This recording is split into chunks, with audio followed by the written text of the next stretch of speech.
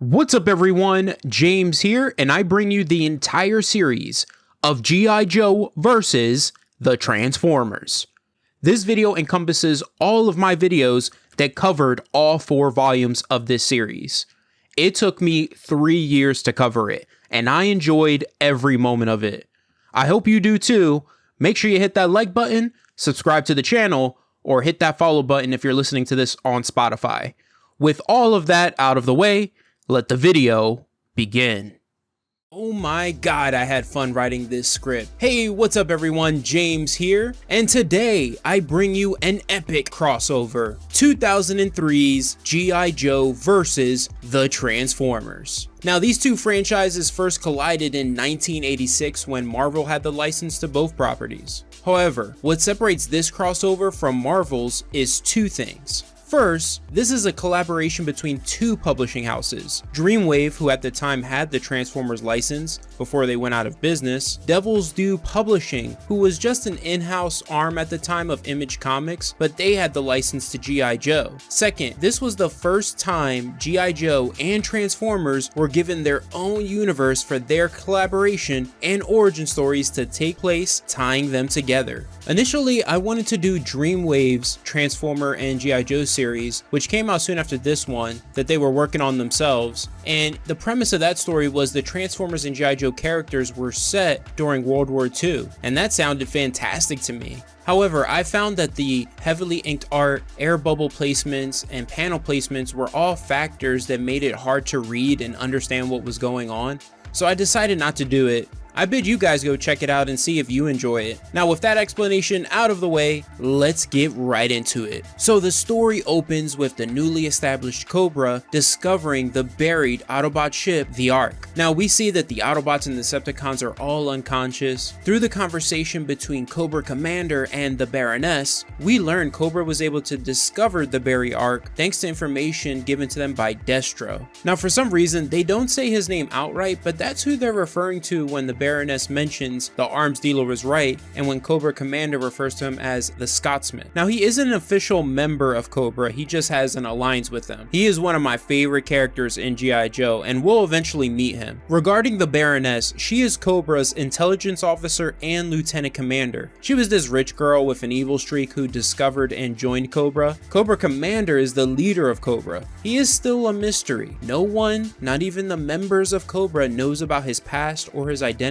However, one thing everyone knows for sure about him is that his end goal is world domination.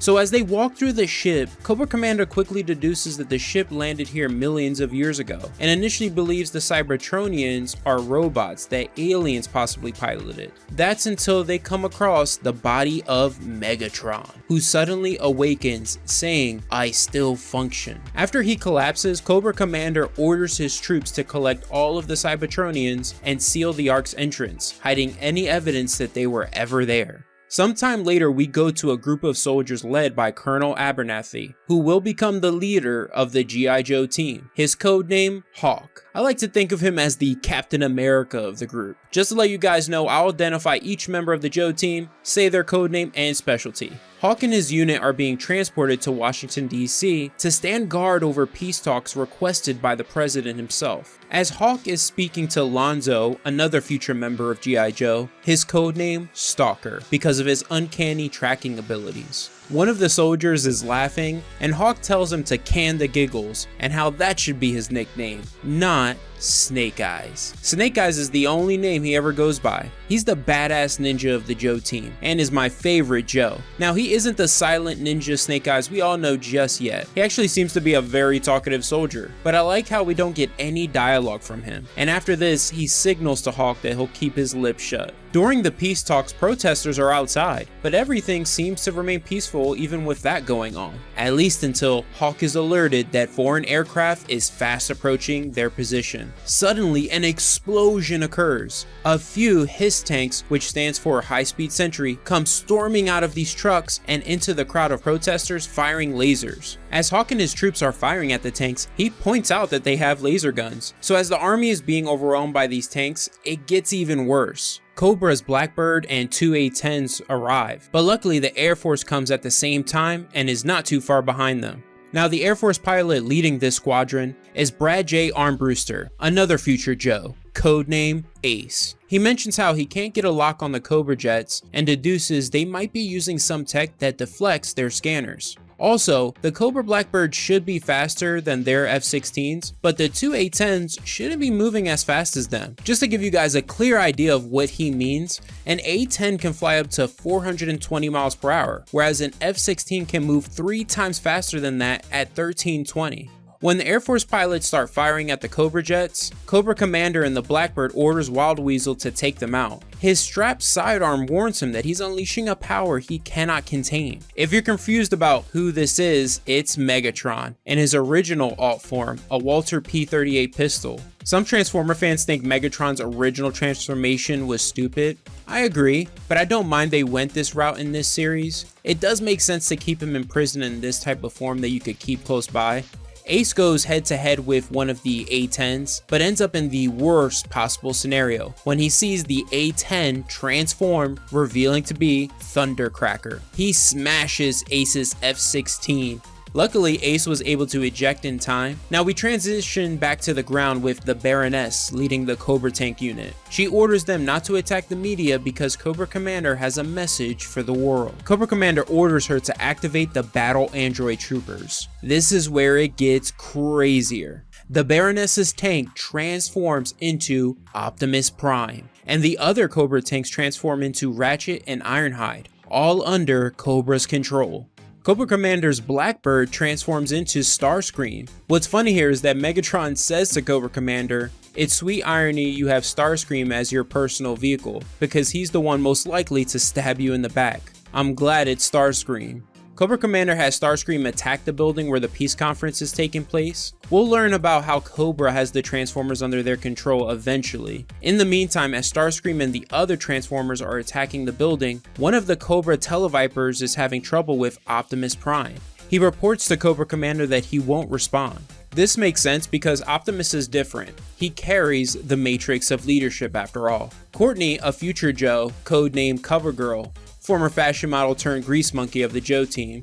She tells Snake Eyes she can't get a good shot with her Wolverine tank. Snake Eyes tries to do what he can by firing his M16 at Starscream, but that doesn't end well. Starscream fires at the Wolverine tank, causing an explosion. Courtney quickly recovers from it and checks on Snake Eyes. She discovers he's alive, but the energy blast has heavily damaged his face. Sometime after the attack, General Flagg reviews the news coverage of Cobra's attack. It was funny that the news said the machines were out of a Japanese cartoon. One thing that is very clear here to General Flagg is Cobra wanted the world to know who they are and what they're capable of doing. They left their signature on the building where the conference was being held. General Flagg introduces Hawk to Officer Deshelle Fairborn, his Joe codename Flint, and Sergeant Allison Burnett, Joe codename Lady J. General Flagg says, "Get to know each other very well, because together the 4 of us are going to form a task force to take out this threat. It's going to consist of the toughest, baddest, bravest, and craziest SOBs the United States has to offer. Codename G.I. Joe." Now Hawk asks a valid question: how can we fight an enemy we don't know anything about? Flagg reveals this is where Lady J and Flint come in. Lady J has been investigating Cobra for over a year with the FBI and CIA, and Flint is one of the best chief tactical strategists in the US Army. So we have a covert operations specialist and a chief tactician. General Flagg tells Hawk that he won't just be a key member within G.I. Joe, he'll be the one to lead it. Later we go to Cobra Island in the Caribbean. Megatron is reminding Cobra Commander he did warn him control over Optimus would not go as planned. He also reminds him that the energon they found on the Ark will soon run out, and he won't have a way of recreating it on Earth. Cobra Commander simply threatens Megatron that if he doesn't help with the energon problem, he'll stay imprisoned within his current form. He assumes Optimus is just malfunctioning and mentions that Dr. Mindbender, Cobra's head scientist, will eventually decipher Optimus's brain with or without Megatron's help. And though it pleases Megatron to see Optimus being used for evil purposes, he refuses to help. He reminds Cobra Commander he gave him enough information before he trapped him in his current form, and says, "When I break free from this prison, Cobra Commander, I will squash you like the sack of flesh you are." From there, we go to Hawk recruiting Snake Eyes into the G.I. Joe task force. because not only does he think he is a great soldier, but he's never seen anyone able to top his skills, what he calls spooky ninja stuff. So Snake Eyes in this story is an established ninja already. I'm totally content with that. We really don't need to see a Snake Eyes origin story. We learned through this conversation between Carl Greer, codenamed Doc, the medical expert of the team, and Shauna O'Hara, codenamed Scarlet, a skilled fighter who totes a crossbow. Not only did Snake Eyes lose his face and voice due to Starscream's blast, but his parents and twin sister were killed in the attack by Cobra when rubble from a nearby building fell on their car. This is really sad. Hawk and Snake Eyes walk in on their conversation. Sometime later, we go to a meeting between General Flag, Hawk, Lady J, and Flint. Lady J reveals her intel has given her a lead on Cobra's money trail involving the Transformers, and an X factor that may tell them where they may attack next. Transitioning to a couple of my favorite Autobots in disguise, Bumblebee and Wheeljack. We'll learn later why they aren't under Cobra's control like the other Autobots. In the meantime, they've been tracking Cobra's movements in the past couple of months. Bumblebee is going stir crazy because they've been in their disguised states for a while. Wheeljack tells him that they have to stay hidden until they find where the Autobots are being kept. He explains that Cobra's recent attacks have hit some energy manufacturers, petroleum, plutonium, and various electrical plants. He deduces that Cobra is trying to create energon, but they don't know how to harness it. They need a better power source, and it's why their attacks have been hit and run, because they aren't prepared for an all-out war just yet. When Bumblebee mentions that they'll need energon themselves soon, Wheeljack replies it's why they should stay in their disguised states and conserve energy. Returning to Cobra, Dr. Mindbender says those with the red symbols, aka the Autobots, go haywire when it's time for action. They've got the other Autobots under their control, but Optimus is the only one still resisting. He tries hacking his way through Optimus's main processor. That ends up being a bad idea. Optimus hacks their system and downloads a virus. Initially, Dr. Mindbender doesn't want to cut the power because he doesn't want to damage Optimus's operating system permanently. When one of his assistants tells him it's either Optimus or Cobra's system, he decides to cut the power. Cobra Commander calls him and demands to know what happened. Mindbender just lies, saying it was just a minor power surge. Cobra Commander orders him to double check and report to the landing pad immediately, because the arms dealer is about to arrive. We quickly go to Echelon 5, NSA headquarters, where they monitor every email, fax, and telephone transmission. You cannot tell me you don't believe that the government doesn't have one of these going on. What's funny here is this NSA employee is debating with his friend on who's hotter, Jennifer Garner or Eliza Dushku, which is definitely a debate guys were having in the early 2000s, because at that time, they both were big stars. He tells his buddy Gardner doesn't hold a candle to Dushku,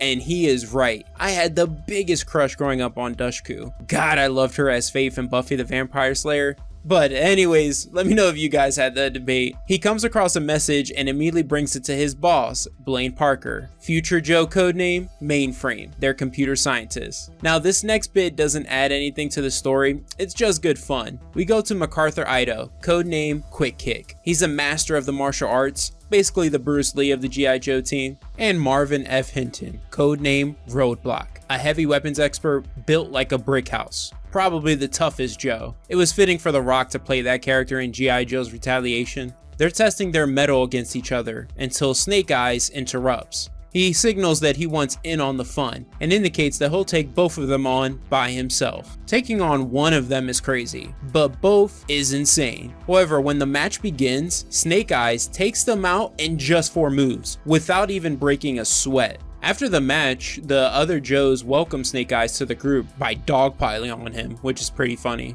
Moments later, Hawk enters the room. Alongside him is General Flag, Lady J, and a new member of the Joe team, Mercer. Now, as far as I'm aware, this is Mercer's first and only appearance when it comes to the comics. He's the X Factor Lady J was referring to earlier. She introduces him as a defector of Cobra's ranks. He explains to the Joes that what they're dealing with isn't some Japanese tech or secret government project gone awry. He reveals it's aliens. And the Joes are skeptical, giving responses any one of us would give, like, yeah, sure, or that's BS. He then shows them images of the Autobot ship, the Ark, that's currently being dismantled and sent to the government's Roswell facility. Roadblock asks if Cobra is a bunch of aliens. Lady J reveals that it's not Cobra, but they're robots that are the aliens. Mercer informs the Joe team that he doesn't know where Cobra is located when he's asked, but he knows where they will hit next. From there we go back to Cobra, which I've been waiting for because James McCullen, codename Destro, has arrived on Cobra Island. Now, as I stated earlier, he's not an official member of Cobra. He just maintains an alliance with them. He's a businessman who runs the largest private weapon manufacturer, MARS, which stands for Military Armament Research Syndicate. It's been the family business for centuries. His Scottish clan designed and sold weapons, and he wears a beryllium steel mask that's a symbol of his heritage, to be worn into battle. He's here to see the progress Cobra has made in their operation, because he is the money, the man funding Cobra, and not only that, the one providing them with advanced weaponry. As the Baroness is escorting him, Cobra Commander arrives. Now, they show him what we already know. They were able to change the Transformers into different forms. They demonstrate this by having Jazz transform into a Cobra stun. What's really interesting is when Destro asks about the progress of modifying one of the battle androids into a mobile remote control station in battle, Dr. Mindbender says, "Yes, allow me to introduce you to Soundwave." We see Soundwave with all of his mini cassettes ready for battle. And that's the end of the video. Remember, we last left off with Destro being shown Cobra's progress with the Transformers. The last thing he was shown was Soundwave as Cobra's remote control station. Now, what Dr. Mindbender shows next to Destro are these human-piloted mech suits codenamed Snakes that Cobra has developed using the Cybertronian technology, apparently powerful enough to go toe-to-toe with the Transformer. Just to let you guys know, we're gonna see that in this video. What's messed up here is Dr. Mindbender mentions that they're still trying to get the mech suits to transform while the passenger is still inside, but the results have been messy. That is such a terrible way to go. Destro announces that he will personally pilot Soundwave in the next planned assault on the SPS research facility. We'll find out what that facility is pretty soon. What's funny here is Megatron whispers he likes Destro's take charge attitude, and Cobra Commander tells him to shut up. That's just a slight indicator that Cobra Commander doesn't entirely like Destro, and it's not that he's jealous of him, it's because Destro's attitude and actions suggest that he believes he is the leader of Cobra, and he's not a fan of that at all. From there we go to Joe headquarters, where Lady J and Flint are watching the news, reporting an image that was sent to emails across the world, and it's of Soundwave. So remember in the last video when Dr. Mindbender tried to tap directly into Optimus's central processor, and then in turn Optimus hacked into Cobra's network? This is his doing, but there is more to it and we'll find that out later. In the meantime, the Joes are called into a briefing. Lonzo, aka Stalker, briefs the team here. Now, if like me, you're wondering how Stalker got a lighter skin tone and a thinner mustache, I have no idea. But anyways, he informs the Joes about a secret project that the US Defense Administration has been secretly working on with NASA. A solar-powered satellite codenamed USS PS. It can harness massive solar energy and beam it straight down to Earth. They only have a prototype in space currently, but pretty much the goal of the government here was to have dozens of these orbiting the planet in order to cut the serious need for oil-based fuels. As we know today, they're hoping nuclear fusion will be that silver bullet. This satellite is Cobra's next target. Just like Wheeljack deduced in the last video, Cobra is seeking to gather enough power to create Energon in order to power the Transformers indefinitely. This is where the fun begins. We have Destro's unit approaching the facility. As he pilots Soundwave, the other Transformers alongside him are Autobots Sunstreaker and his brother Sideswipe. Also alongside him are Cobra's mercenaries, Firefly and Zartan. They're unimportant, so I didn't mention them in the last video, but a quick note about them. Firefly is a mysterious mercenary who's good with explosives, and Zartan is a master of the skies. Destro unleashes all of Soundwave's mini cassettes: Ratbat, Laserbeak, Frenzy, Rumble, and Ravage. Firefly and Zartan activate what they call an alien holocloak, turning invisible, which is a good indicator that Cobra has been able to take Mirage's ability to turn invisible. Initially, Destro believes this operation will be easy, but he is quickly proven wrong when out of nowhere, Frenzy is shot out of the sky. the Joes ambush them. They were able to arrive earlier and prepare for Cobra's attack. Ratbat and Laserbeak approach these scientists, who turn out to be Roadblock, Rock and Roll, and Bazooka in disguise. They unleash firepower hell on them, just nothing but bullet fire and rockets. Ratbat gets taken out, but Laserbeak is able to cut through and enter the facility. Ravage also enters. Destro closes in, and Rumble rocks the facility. While in the building, Laserbeak starts blasting away some Joes, until he's met by my favorite Joe, Snake Eyes, who takes his head. As Sunstreaker and Sideswipe approach the facility, Wheeljack appears, stopping them both in their tracks. Bumblebee then appears, saving some Joes and smashing Rumble. Inside the facility, Zartan surprises Mutt with his trusty dog Junkyard and Quick Kick. Firefly has already successfully breached the facility and has planted multiple explosives. Outside, believing Bumblebee to be one of the hostiles, these tank units approach him and order him to stand down. They fire a rocket at him. Luckily though, Bumblebee catches it and hurls it right at Rumble. He calls for Wheeljack's help, who is busy battling Soundwave. Mutt and Quick Kick awaken and chase after Zartan, and they're able to successfully track him down in the facility, but Ravage stands in their way. As Destro is battling Wheeljack, Zartan and Firefly inform him they successfully completed their objectives of taking the software necessary to take control of the SPS satellite. Destro orders them to move out, and inside the facility, Quick Kick and Mutt are fighting for their lives against Ravage. But lucky for them, he is remotely ordered to withdraw. I think we can safely assume if Ravage was not toying with them and he was being serious, he would have taken chunks of their skin and they probably would have ended up dead. They both try to start to escape, but at that moment, Firefly activates the explosives all over the building, rocking the facility. Though the explosion seemed fatal, the Joes do survive it. Even though Quick Kick and Mutt should have perished, they survive. However, one life that is taken in the blast is poor Junkyard. Cobra is lucky that this isn't John Wick's dog, or else they'd be Later, Bumblebee and Wheeljack approach the Joes, making it clear that they're allies, and convince Hawk that they need to work together. Mainframe shows the Autobots the image of Soundwave that was blasted across emails around the world, and tells them that no one has been able to decipher the hidden message in the image. Wheeljack reveals to the Joes that they can't decipher it because the text is Cybertronian.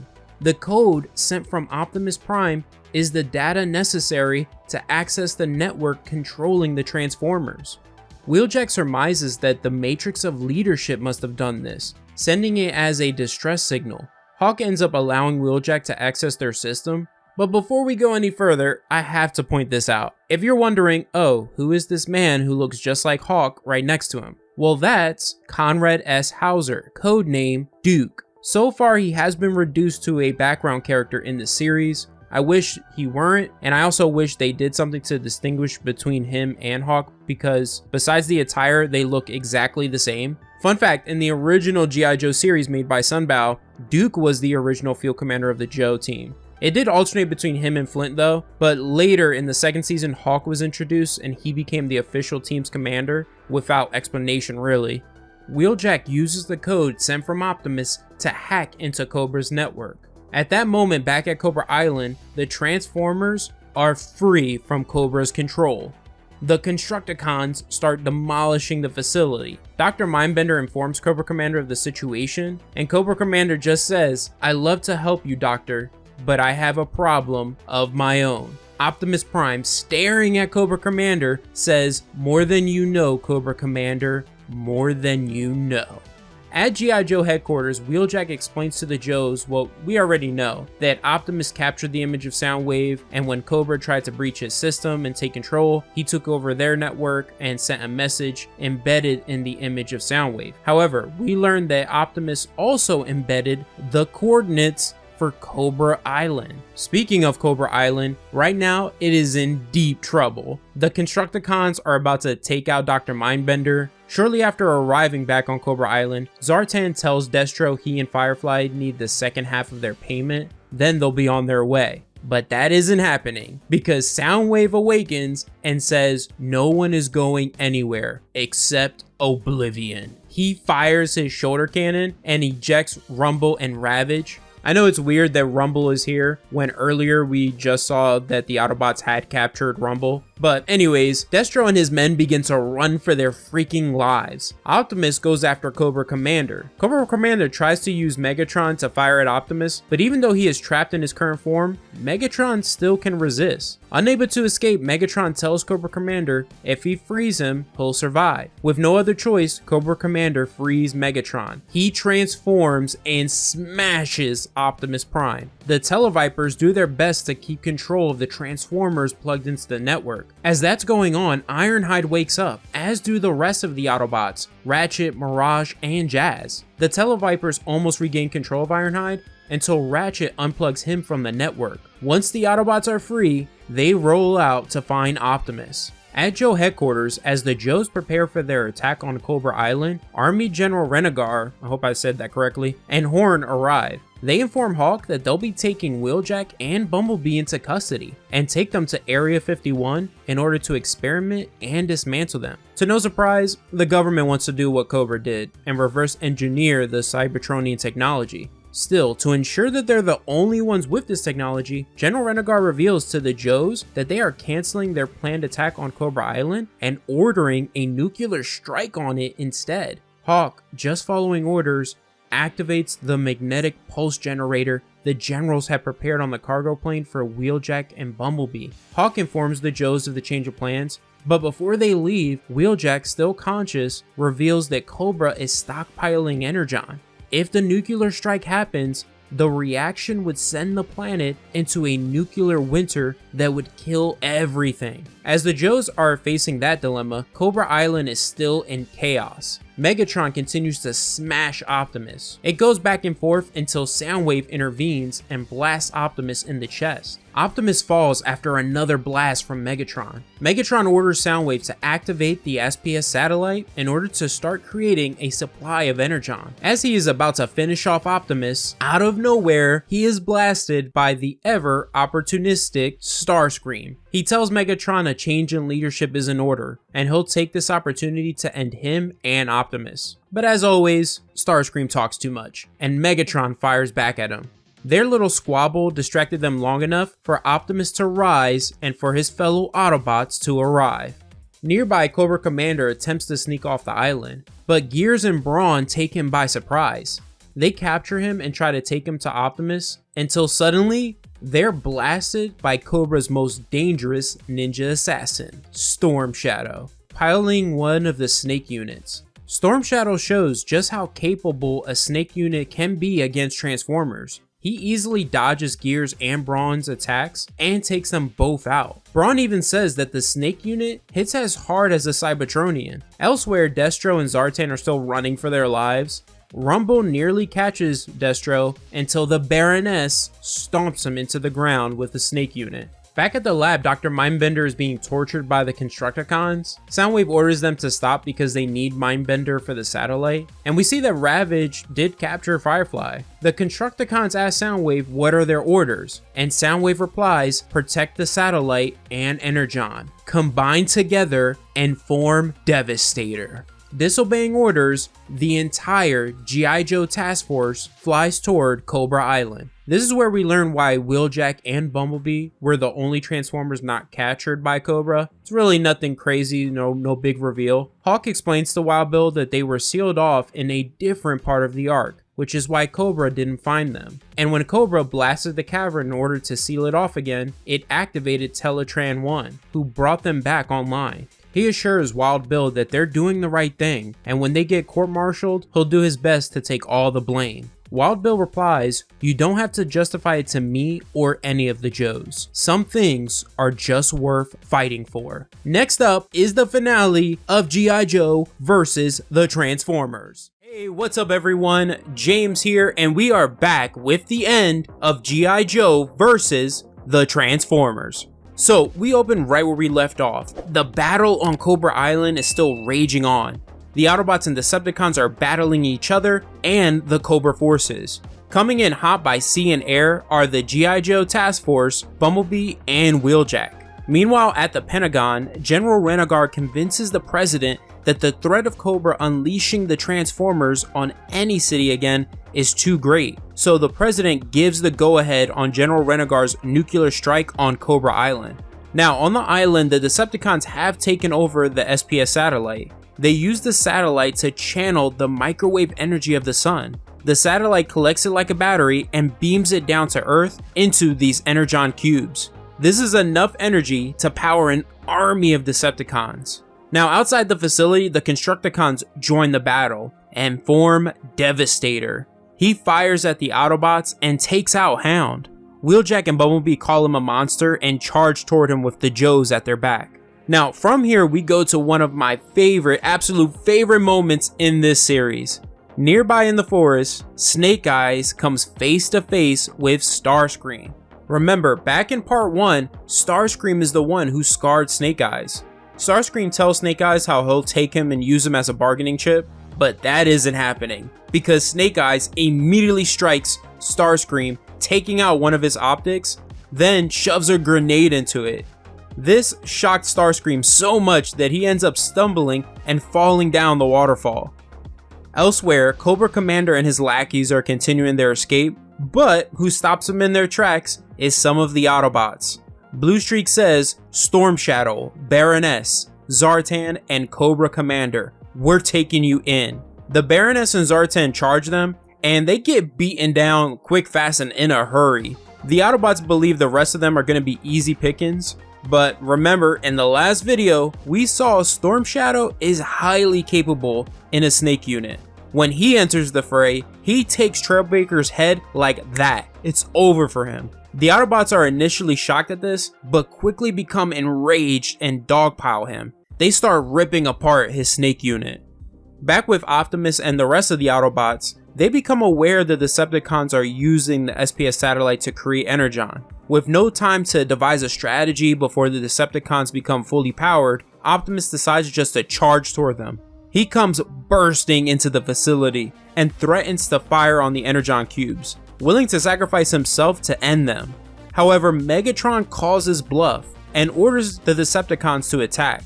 Now, this Optimus has some spice to him. He reminds me of Bayverse Optimus. He feeds on the Energon cubes, and after that, plunges his fist right through the chest plate of Soundwave. Then takes out his MIDI cassettes, like he grabs Ravage and crushes his body in his hands. Megatron, seeing a beefed up powered Optimus taking out his Decepticons, causes him to retreat. Returning to Wheeljack, Bumblebee, and the Joes, who were able to defeat Devastator, they are suddenly contacted by General Flag, who informs them that the president has ordered a nuclear strike on the island. The nukes launch, and with only 5 minutes until the island is hit, Hawk asks Wheeljack if he has any ideas on how to stop them. Wheeljack contacts Mainframe to meet him and Sci-Fi at the SPS Control Center. He tells him that if both of them and Sci-Fi put their brains together, they could override the satellite's program and use it to shoot the nukes out of the sky. I don't think I mentioned Sci-Fi before in previous videos. He is the Joe team's laser trooper. The reason why he's included with Wheeljack and Mainframe, who are both the brains of their individual teams, is because he is also very intelligent. His specialty is electrical engineering. They enter the facility, find Dr. Mindbender hiding, and force him to help them override the SPS Control Center. After they override the satellite, out of nowhere an explosion occurs. Breaking into the facility is Storm Shadow, leading a group of Cobra soldiers. Now, how Storm Shadow is here in a snake unit when the Autobots clearly stopped him and seemingly tore apart his snake unit definitely goes unexplained, but that's the nature of comics for you. What's cool here though is he goes head to head with Bumblebee. As the battle is raging on within the facility, Mindbender and Mainframe are able to figure out the nuke's targeting trajectory. They reposition the satellites and successfully destroy the nukes. However, their problems aren't over. A stray energy blast hits the SPS control panel, causing the satellite to fire randomly on their position, raining lethal energy blasts on the island. The first to go from these stray energy blasts are the Seekers. They get blasted out of the sky. Now, as the island is being bombarded by these lethal energy blasts, Cobra Commander, continuing his escape, comes across Starscream's damaged body. Starscream makes him a proposition. If he can remove the grenade from his eye, he'll help him escape. What doesn't make sense here is he says that he's so low on energy that he cannot take out the grenade himself, yet he has enough energy to somehow help Cobra Commander escape. Also, why Snake Eye's grenade didn't go off goes unexplained for those of you who are wondering. Now, as Megatron is making his escape off the island, he finds his path is blocked by the Joes. Megatron whips out his Energon mace and starts bringing the battle to them. Now, let's not forget, everyone on the island is still dealing with a bombardment of lasers coming down. One of the satellite's lasers kills Mercer, who really wasn't important. As Megatron is about to stomp on Duke, another raining laser destroys his hand that contained his Energon mace. The Joes use this opportunity to unleash all their firepower on him, destroying the rest of his arm. Now, who arrives catching up to Megatron is Optimus Prime. Their one-on-one clash begins again. Optimus quickly gains the upper hand and starts beating down Megatron while saying, "All the suffering, all the pain, all the death stops now." Another reason why I say he reminds me of Bayverse Optimus is because when Megatron says to him, "You finally see that my way is right, that force and power carry the day," Optimus's response is, "I'll contemplate that while you're being disassembled, starting with this." He rips off Megatron's arm cannon and informs Mainframe, who's been trying to shut down the satellite, that he's been monitoring their communications and knows the situation. He tells him to send him the data necessary to target the satellite. So with Megatron's cannon combined with a boost from an Energon cube, Optimus fires this huge blast into space, destroying the SPS satellite. After saving everyone on the island, Optimus knocks out Megatron. We then go to an Air Force base in Ohio 10 weeks later after the battle on Cobra Island. Optimus is about to board the newly built Ark provided by the government. Optimus thanks Hawk, but this new Ark did not come out of the goodness of their heart. It came through an exchange of technology, because as we see here, the Joes now have their own giant mech suits to pilot. The Autobots leave the planet, planning on returning back to Cybertron. Meanwhile, in the Florida Keys, we see Cobra Commander and Starscream successfully escaped Cobra Island and are now working together and bickering. This is funny and fitting because the great Chris Latta voiced both characters in the original cartoon series of both franchises. From there, we go to somewhere in the New Mexico desert underground. The government has taken possession of the Decepticons' bodies, but what's interesting is they also seem to have parts of Optimus, which doesn't make sense since he clearly just left. Anyways, what's really important here is that the government is reconstructing Megatron and his fellow Decepticons. That is the end of G.I. Joe versus the Transformers. Ladies and gentlemen, get ready for the continuation of G.I. Joe versus the Transformers.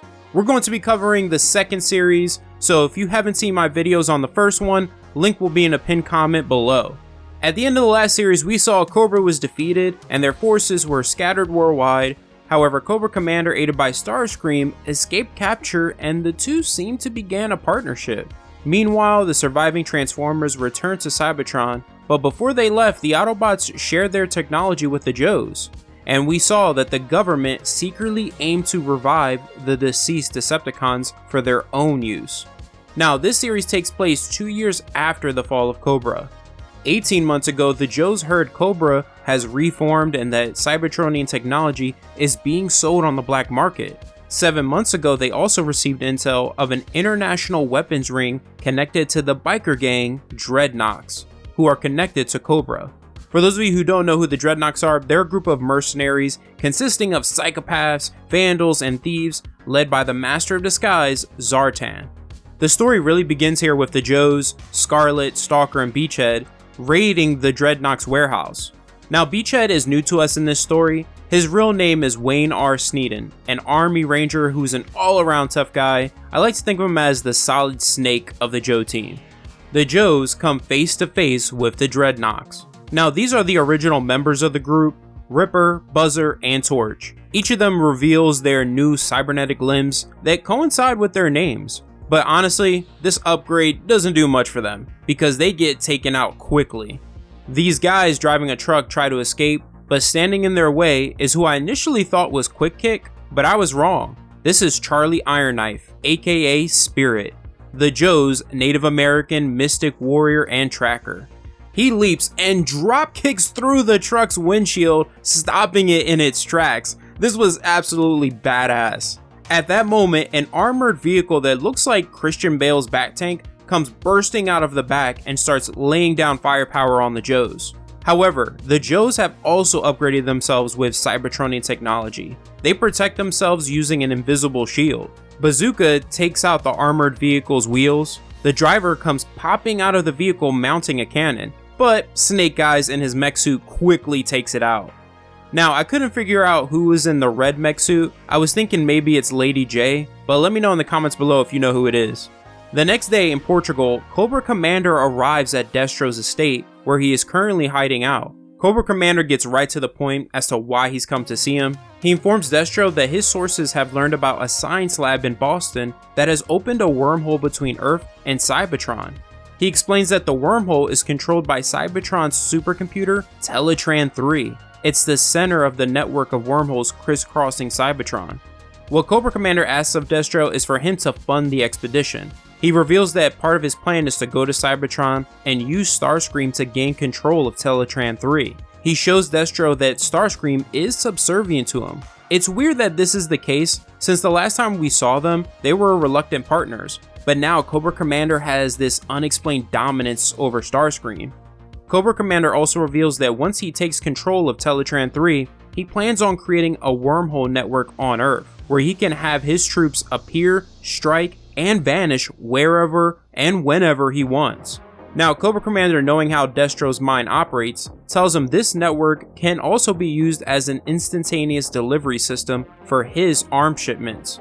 This convinces Destro to fund the expedition under the condition that he has his own team join the expedition and that Cobra Commander be there every step of the way, cause he doesn't trust him.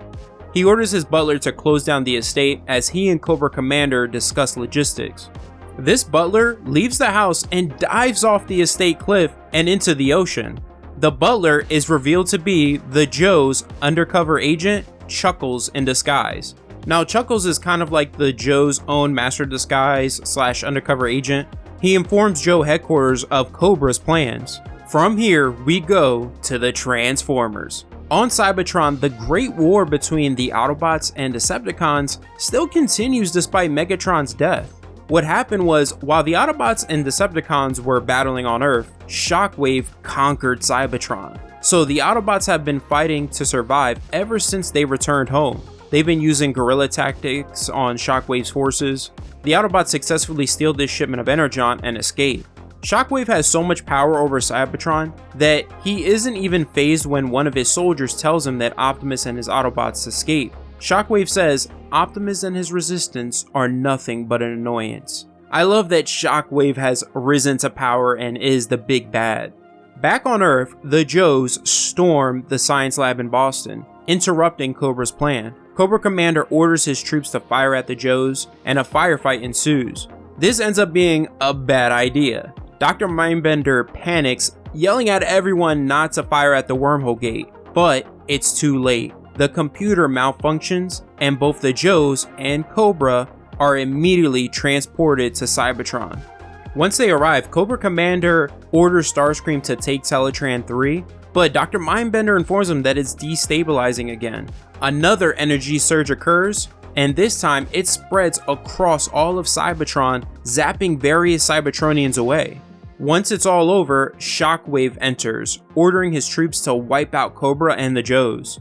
Suddenly though, Ultra Magnus and Perceptor come crashing through the roof. Magnus activates a force field protecting both groups, and Perceptor secures Starscream. They explain to both groups that Teletran 3 has malfunctioned on an epic scale. Not only did it transport them to Cybertron, but also has sent many Cybertronians to Earth. And that's not even the worst part. Teletran has accidentally caused a crack in the time stream.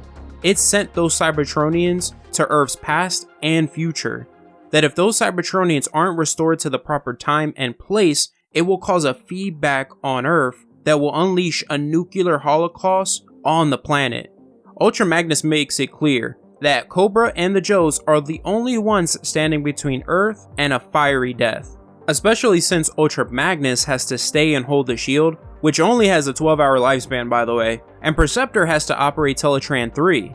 Destro agrees both groups must work together and calls a truce, but only on the condition that each team has Cobra and Joe members. Perceptor explains that 4 groups of Cybertronians were sent away, so 4 teams need to be sent, and mentions that it won't be easy to find these Transformers since once they arrive in whatever time and place they end up in, they'll go through a camouflage protocol and scan a form and be locked into their vehicle mode. So basically they'll be unconscious and need to be awakened.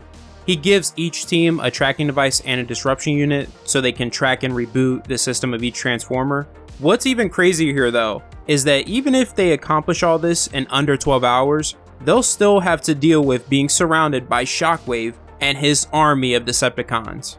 The first team sent consists of Lady J, Zartan, Storm Shadow, and my boy, Snake Eyes. This is definitely an OP group here. They end up in the late 1970s. Luckily for them, they're able to quickly track down and find one of the missing Transformers, who turns out to be Jazz. He is this pimp's ride, which is pretty funny. The next bot they find and are able to track down at a junkyard is Bumblebee.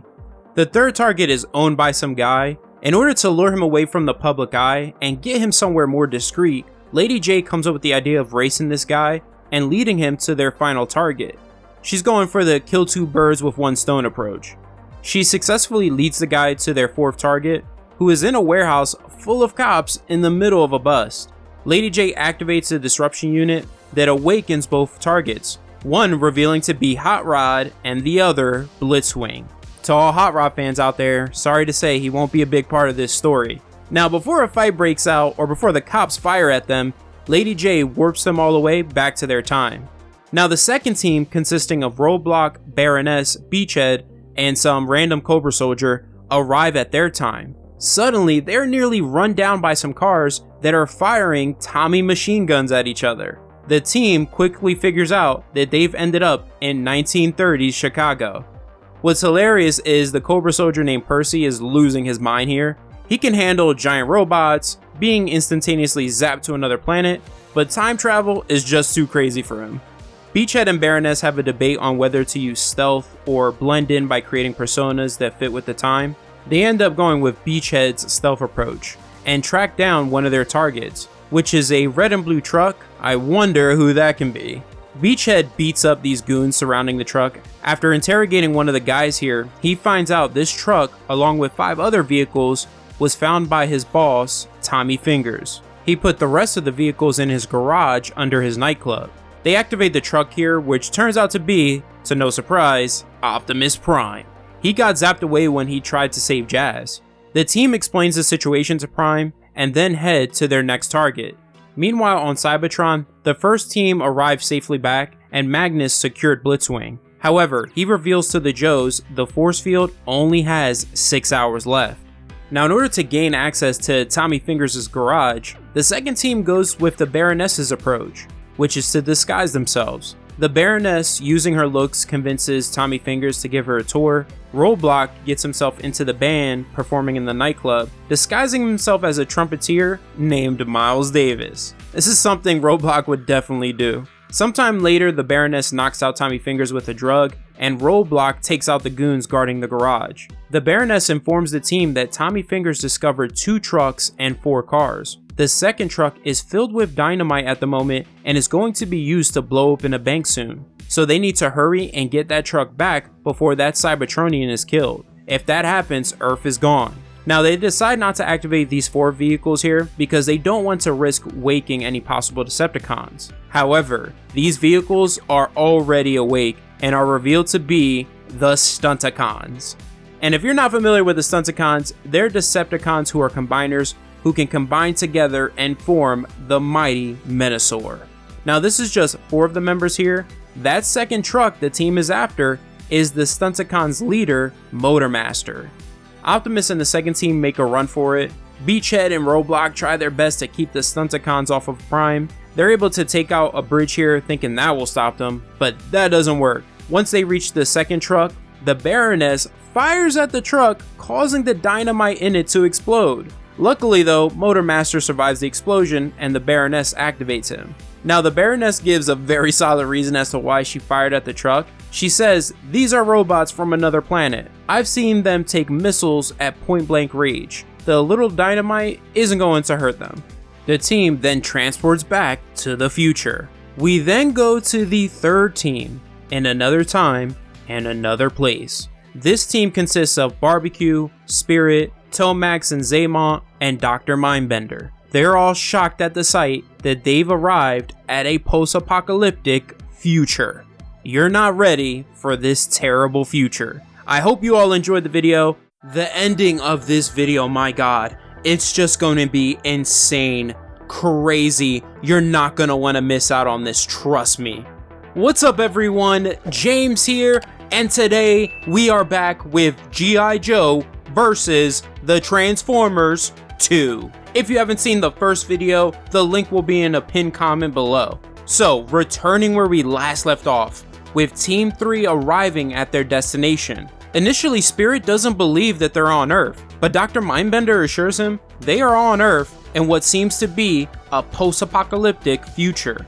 What the team will eventually learn is this is precisely 20 years in the future where Shockwave has conquered Earth. It's wild. Now, the other two members in this team, new to us in this series, is first Barbecue. He is an adventurous former Boston firefighter who comes from a family of multi-generational firefighters. He joined the army and eventually became the Joe's firefighter. Second, also new to us, are the identical twin brothers, Tomax and Zaymont. I'm counting them as one member. The only way you can tell the brothers apart is Zaymont has a scar on his face, but other than that, they're alike in every way. They both served in the French Foreign Legion, and afterward successfully transitioned to mercenaries for hire. In time, they joined Cobra, becoming their experts in law and finance, and commanders of Cobra Commander's Crimson Guard, basically Cobra's elite guard.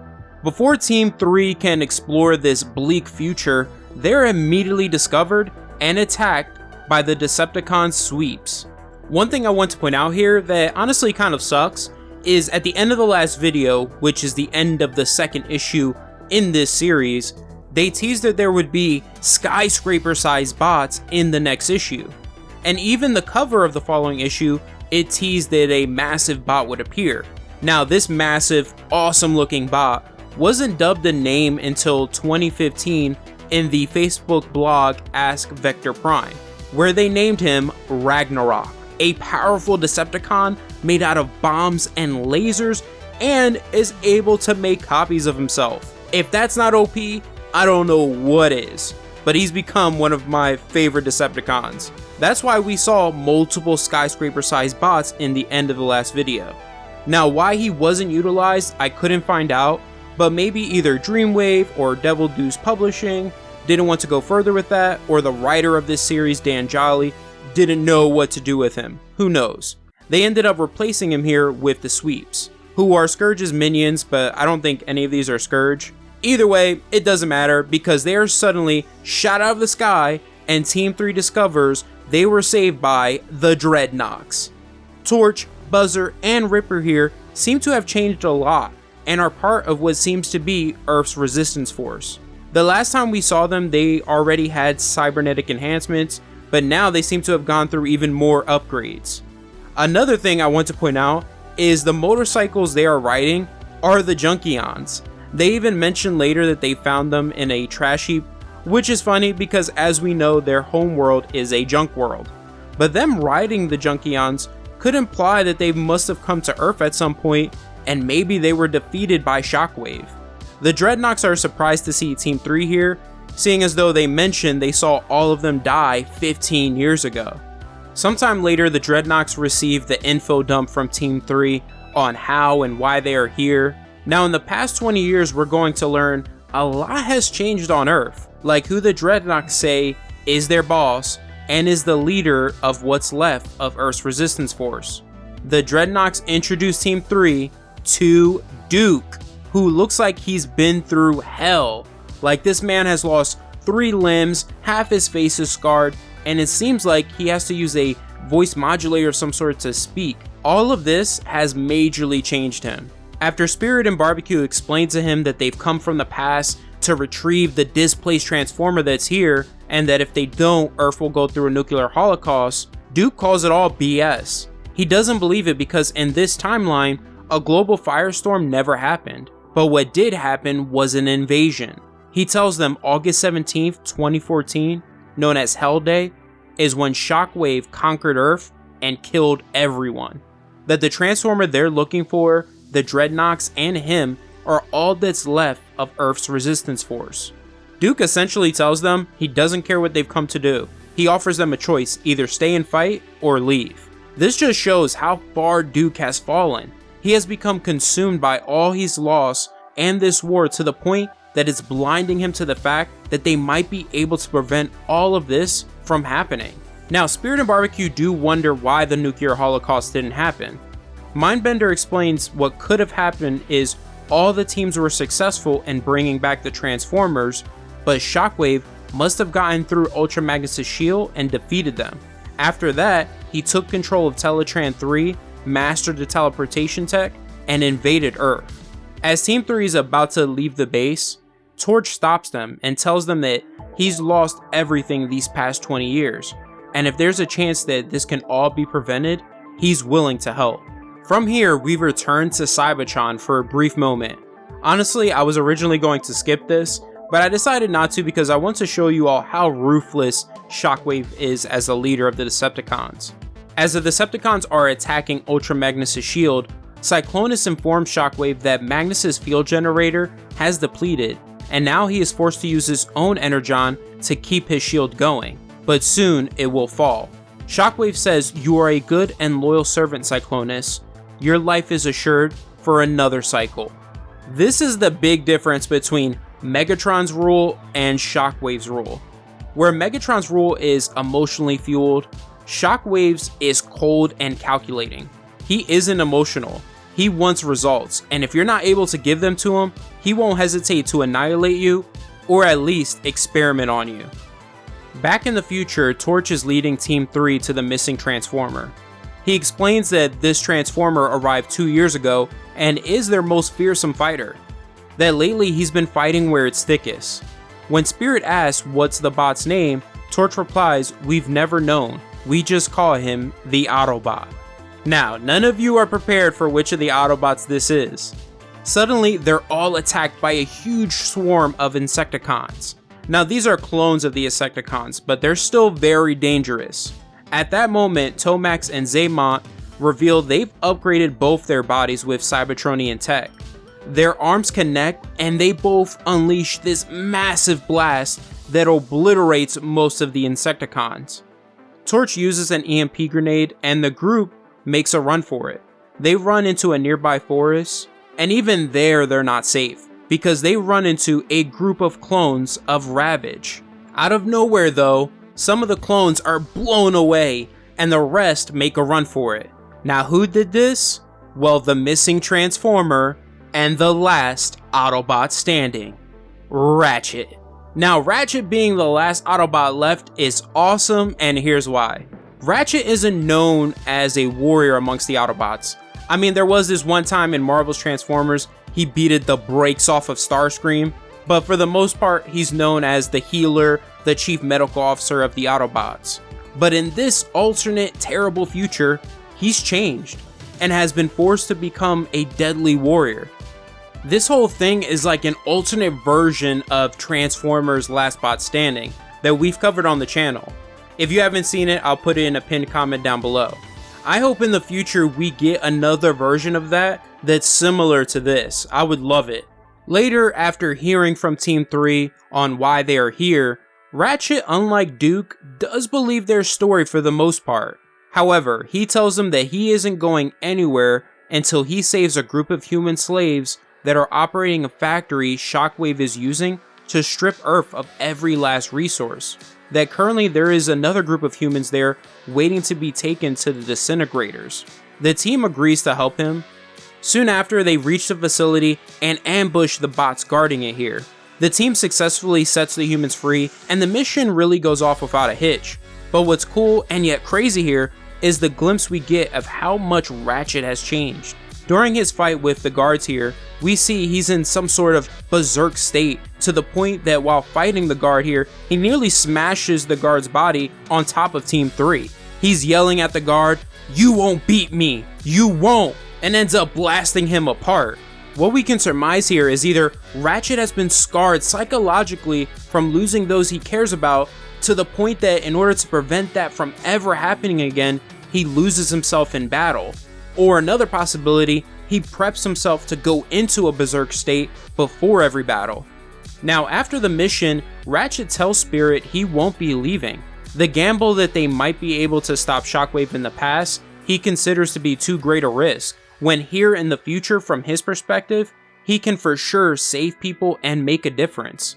He tries to walk away, but Barbecue is done asking. He hits Ratchet with the teleporter disc, and they're all sent back to the past. This is where it gets even more insane.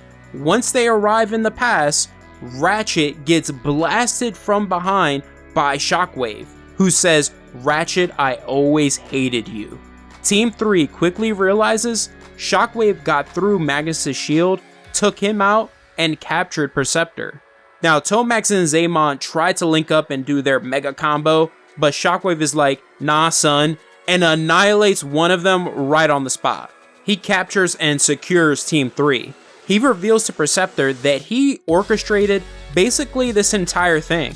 He made sure the human researchers discovered and developed the teleportation tech, and that Cobra Commander found out about this. So when Cobra Commander was successful in creating his wormhole network on Earth, he would use that network to invade Earth. But since that isn't happening, what he's going to do now is take advantage of the chaos and block the last team from ever returning and let the nuclear holocaust happen. That way, Earth will be served up on a silver platter for him. Dude, Shockwave is just so awesome, and this was just pure genius. Now, if you're wondering what happened to the Joes and Cobra forces that were in Magnus' shield, Shockwave mentions that once his force field collapsed, an explosion occurred and they all escaped in the chaos.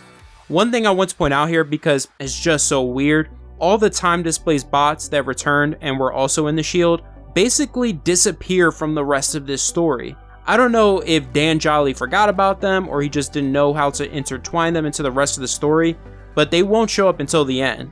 Anyways, we go to the Joe and Cobra survivors hiding underground. Some infighting happens until Storm Shadow interrupts. He reports while they were all escaping, he stayed and saw Shockwave lock down Teletran 3 and saw the exact sequence he used to do it.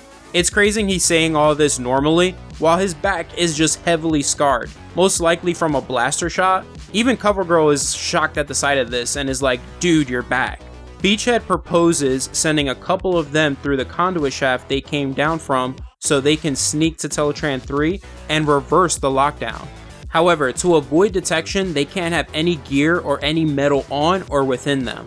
The only two who end up meeting that criteria are Lady J and Roadblock. Minutes later, they successfully make their way up the conduit shaft to the top of the tower where Teletran 3 is. Now, what happens next, some of you might have mixed feelings on, because it's kind of ridiculous and funny. Roadblock creates a distraction so Lady J can reach Teletran. He runs up one of the Decepticons here, and I've never seen this before, but for some reason this bot has a blaster that looks like a pistol. Roadblock climbs up the Decepticon, grabs its blaster, fires it, which sends him flying across the room. Once he's on his feet, he's able to lift his blaster and just start shooting up everywhere, and it starts hitting some Decepticons. Meanwhile, Lady J makes it to Teletran 3, and for some reason Starscream tries to warn Shockwave, but it's too late. Lady J successfully unlocks Teletran 3, and a huge flash of light occurs. The final team is able to return, and the bots they return with is the Dinobots, son! The Decepticons are shocked and quickly realize they are Grimlock beats the brakes off of Shockwave, sends him flying out of the tower. A quick thing to mention here, this is basically the origin of the Dinobots in this universe, because Grimlock says Teletran 3 reformatted him and the other Dinobots into these dino forms. So more than likely, the Dinobots had standard Autobot forms, but when they were sent back to prehistoric times, they took the forms of the dinosaurs. These might be the most powerful version of the Dinobots though, because they are cutting a swath through all of the Decepticon forces here. It's incredible. They are absolutely demolishing them. The Decepticons end up falling back, and the Dinobots are victorious. The next day, Optimus thanks Cobra and the Joes for all they did. He asks what he can do to repay the debt, and the Joes just ask him to eliminate any teleportation gates between Cybertron and Earth. Optimus assures them that he will and tells them they have to make sure they destroy all traces of the teleportation tech on Earth. Now, as they all are about to head into the portal and return to Earth, the Baroness asks Cobra Commander, "What about your pet Starscream?" Cobra Commander answers he escaped the destruction when the Dinobots appeared. The Baroness then points out that he seems so calm about losing such an ace in the hole. Cobra Commander only says they can keep him. Why he's so calm about losing his own personal Transformer is going to get answered in a bit, because from here we go to Shockwave undergoing repairs. Starscream is brought before him, and he begs for his life, saying that he was forced to do the humans' bidding and wants to return to the Decepticons. After a moment of thought, Shockwave accepts him back into the ranks. At that moment though, a recording of Cobra Commander starts to play out of Starscream's frame.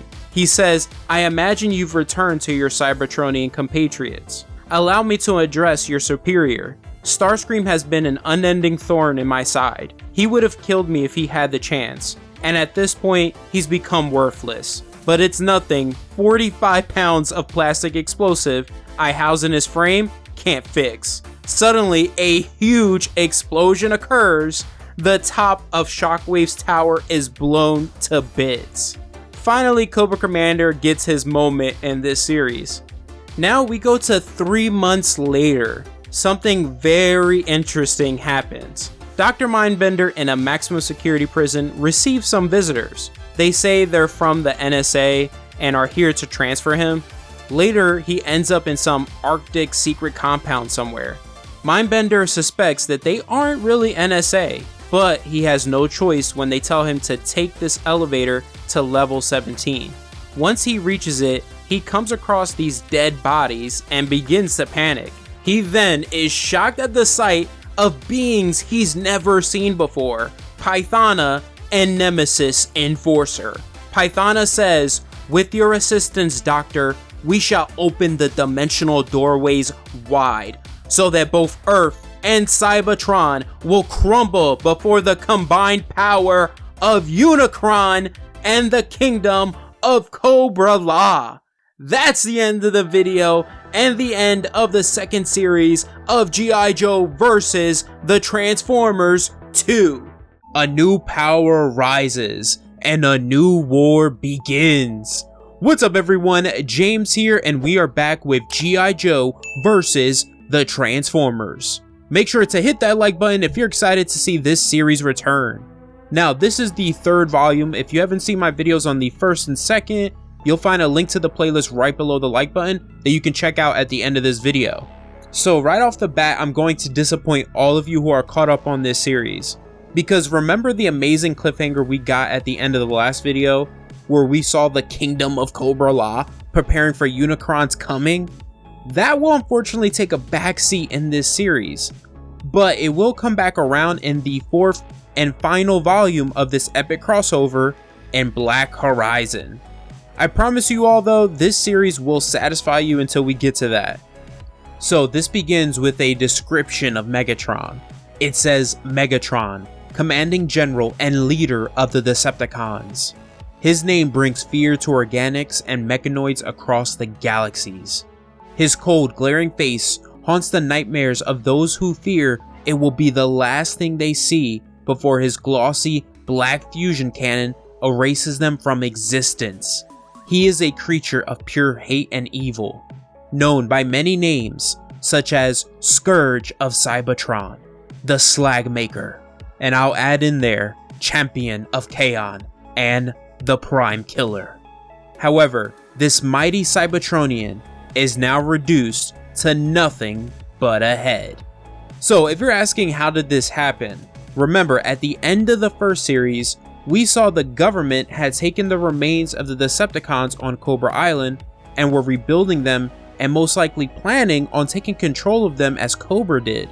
However, the writer of this series, Tim Seeley, decided not to go forward with that ending. He went another route with this series that's different yet at the same time familiar to G.I. Joe fans in this series.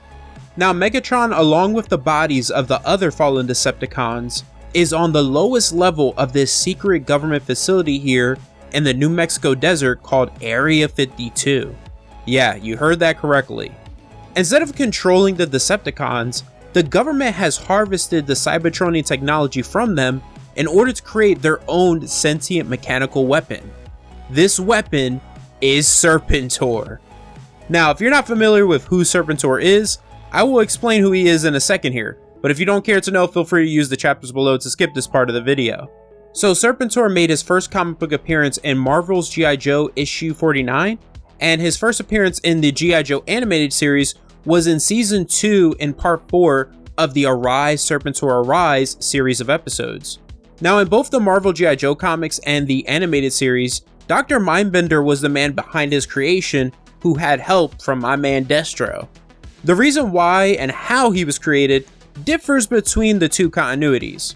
In the comics, he was designed to be the ultimate soldier, a symbol of inspiration for the Cobra forces. But in the animated series, Mindbender, conspiring with Destro, Tomax, and Zaymot, created him to replace Cobra Commander, creating him to be the ultimate leader.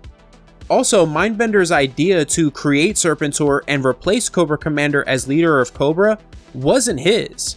See, in the G.I. Joe animated movie, we find out the idea was implanted in his mind by Globulus, king of cobra-la. So you could say Globulus was the one who really created Serpentor in the animated series. Now, what makes Serpentor such a dangerous adversary is Dr. Mindbender created him using genes, memories, and experiences from history's greatest warriors and conquerors, such as the military brilliance of Napoleon Bonaparte, the ferocity of Genghis Khan, the leadership of Alexander the Great, and the evil of Ivan the Terrible, just to name a few. It's pretty much the same in the comics, except Storm Shadow was also added into the mix after being killed by the Baroness. Now, there are other details I'm leaving out when it comes to both iterations, both continuities, but that's because I think all of you who have never checked out the G.I. Joe show and comics should, because both are amazing. In this series, we'll see his creation is a lot different later in this video. Now, they don't call him Serpentor. If you look closely, the name they have for him on the stasis chamber says Serpent, and the last two letters, OR, are abbreviated for Organic Robot. As that is going on, 12 stories above, G.I. Joe is here. Hawk, Mainframe, and Firewall are preparing for the arrival of their guests. One funny thing is Firewall has an Optimus Prime coffee cup, which leads us into the G.I. Joe's guests, who are some of the Transformers. Grimlock, Perceptor, Bumblebee, and RC arrive at Area 52. Perceptor plays a message from Optimus Prime for the G.I. Joe team. In the message, Optimus explains, after Shockwave's defeat, peace has reigned on Cybertron for the first time in millennia. The last of the Decepticons have been pushed back to the Gladiator zones, and he has sent the Autobots here to destroy any remaining Cybertronian tech on Earth, to ensure it's never affected again in their millennia-long war, and for the tech not to fall into the wrong hands again. Remember, Cybertronian tech helped Cobra's rise in this universe. Unfortunately for the Joes, the Cybertronian tech that needs to be destroyed includes their mech suits. Before they get destroyed, I promise we will finally see these babies in action, because suddenly, the facility shakes. Cobra Commander and his legion of Bat and Snake units are attacking Area 52. He says, "Legions of Cobra, within these walls lies untold power. A power that will make Cobra unstoppable. Attack and take no prisoners." That's my terrible Cobra Commander impression. My throat hurts after that. The Bat units commence an attack run, but they are blown out of the sky. Snake Eyes, Scarlet, and Roadblock in their mech suits counterattack. Now, they might be heavily outnumbered, but they are cutting and blasting their way through the android troopers. I didn't know I wanted G.I. Joe and mech suits until this series.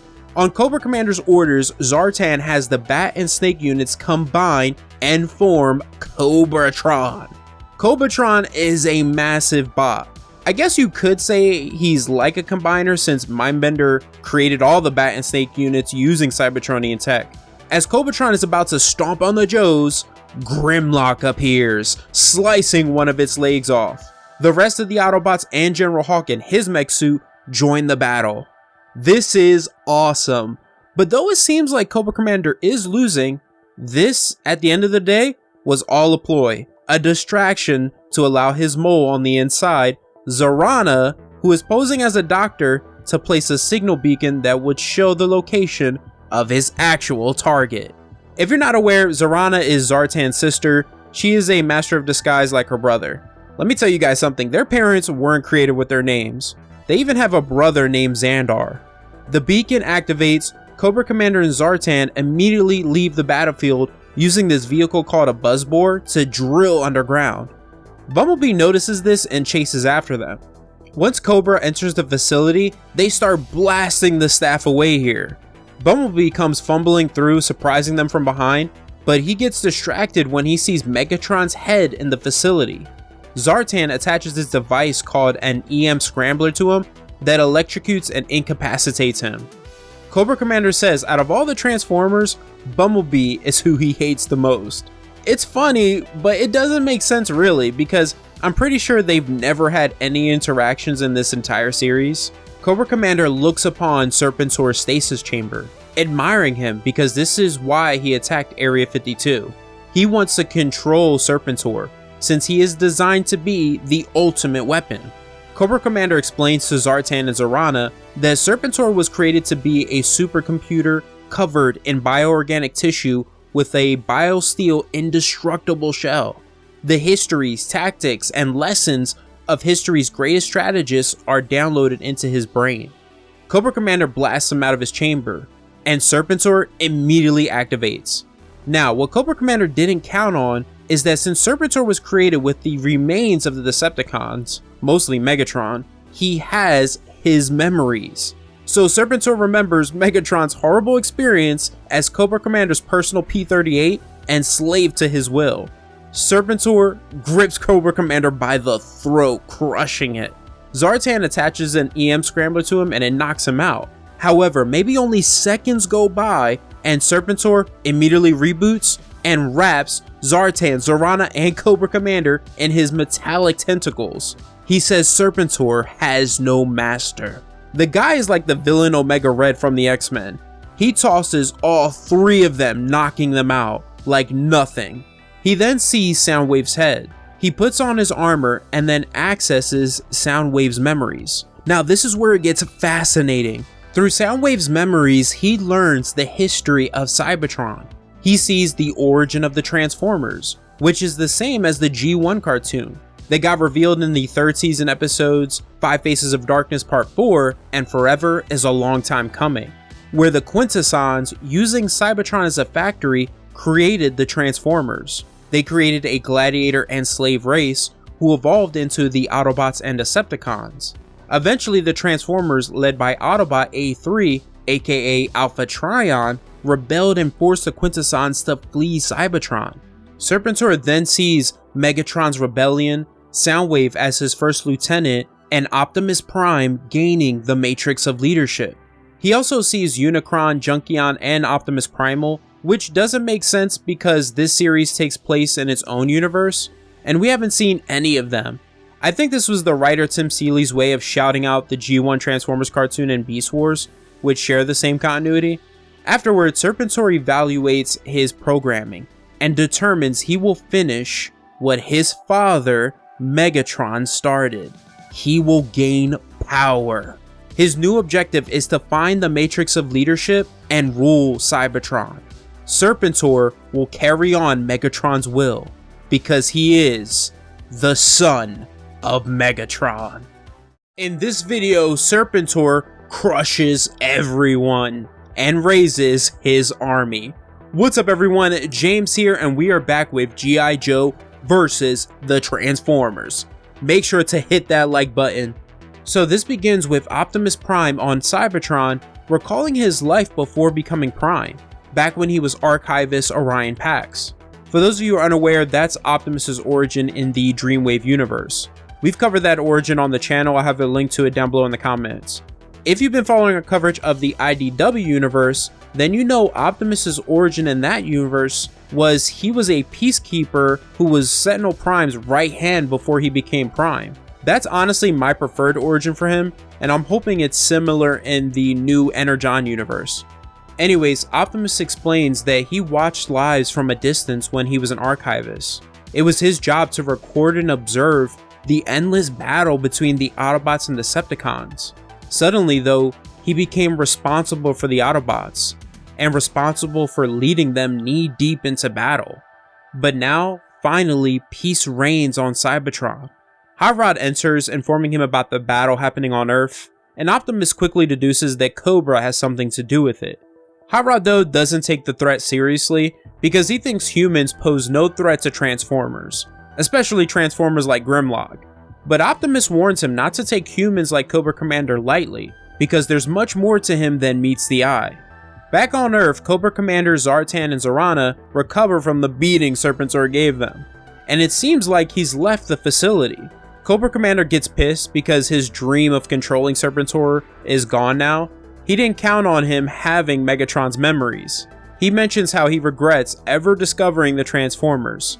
He picks up this pipe nearby and goes to beat the unconscious Bumblebee.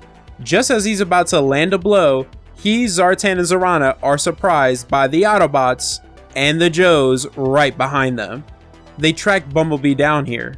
Hawk orders Cobra Commander to drop the pipe and surrender, which he does. Now Perceptor becomes furious with Hawk once he sees the head of Megatron and the other Decepticon components in this underground lab.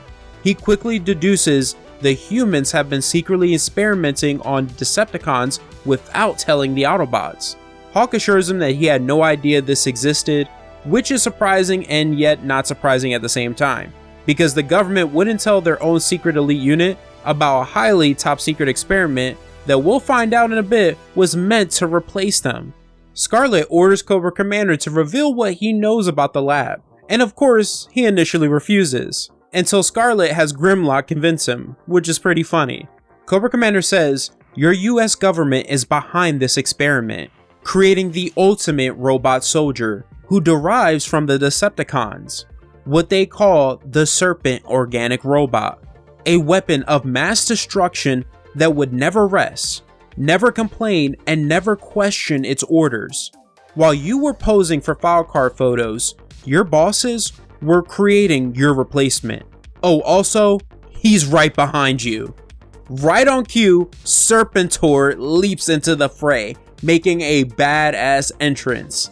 He unleashes his metallic tentacles and attach them to Roblox's mech suit and Grimlock, attempting to take control of them. He says, "I wish to leave, none of you will stop me. This I command."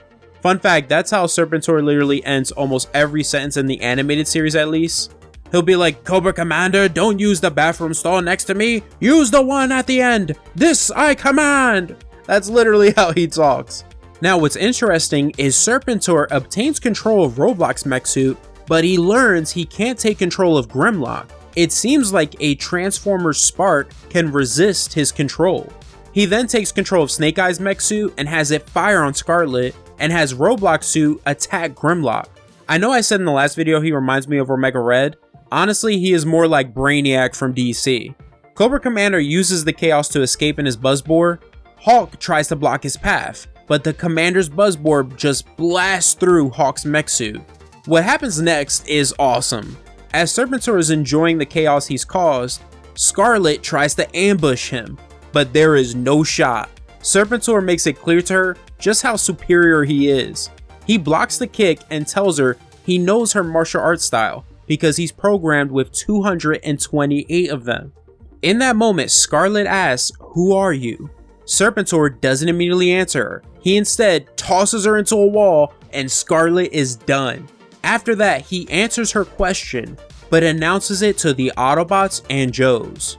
saying, "My womb displayed my name to be Serpent OR. I am the son of Megatron. I am here to continue his work. I am the future bearer of the Matrix and future ruler of Cybertron."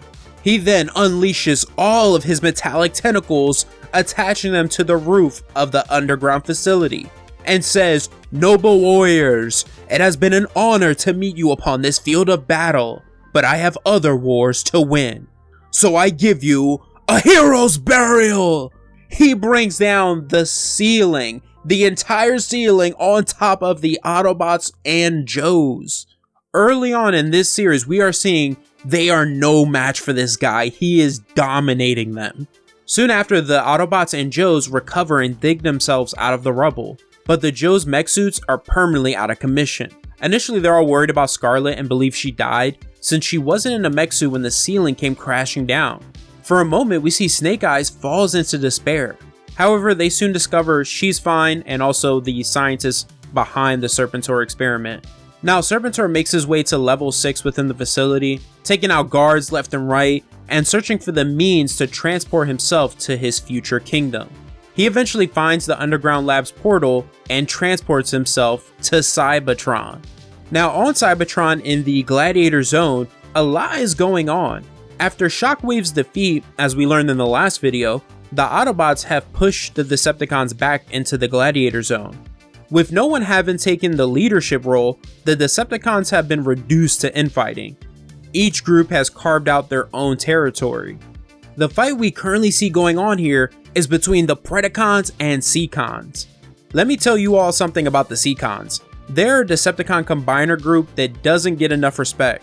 Their members consist of Snaptrap, the leader, Nautilator, Overbite, Seawing, Scalor, and Tentakill, who all combine together to form Piranacon, an incredibly powerful combiner. They're really often forgotten by everyone, which is crazy to me because they've been around since the Marvel Transformer comics, where they first appeared in the Marvel Transformers UK comics in issue 152.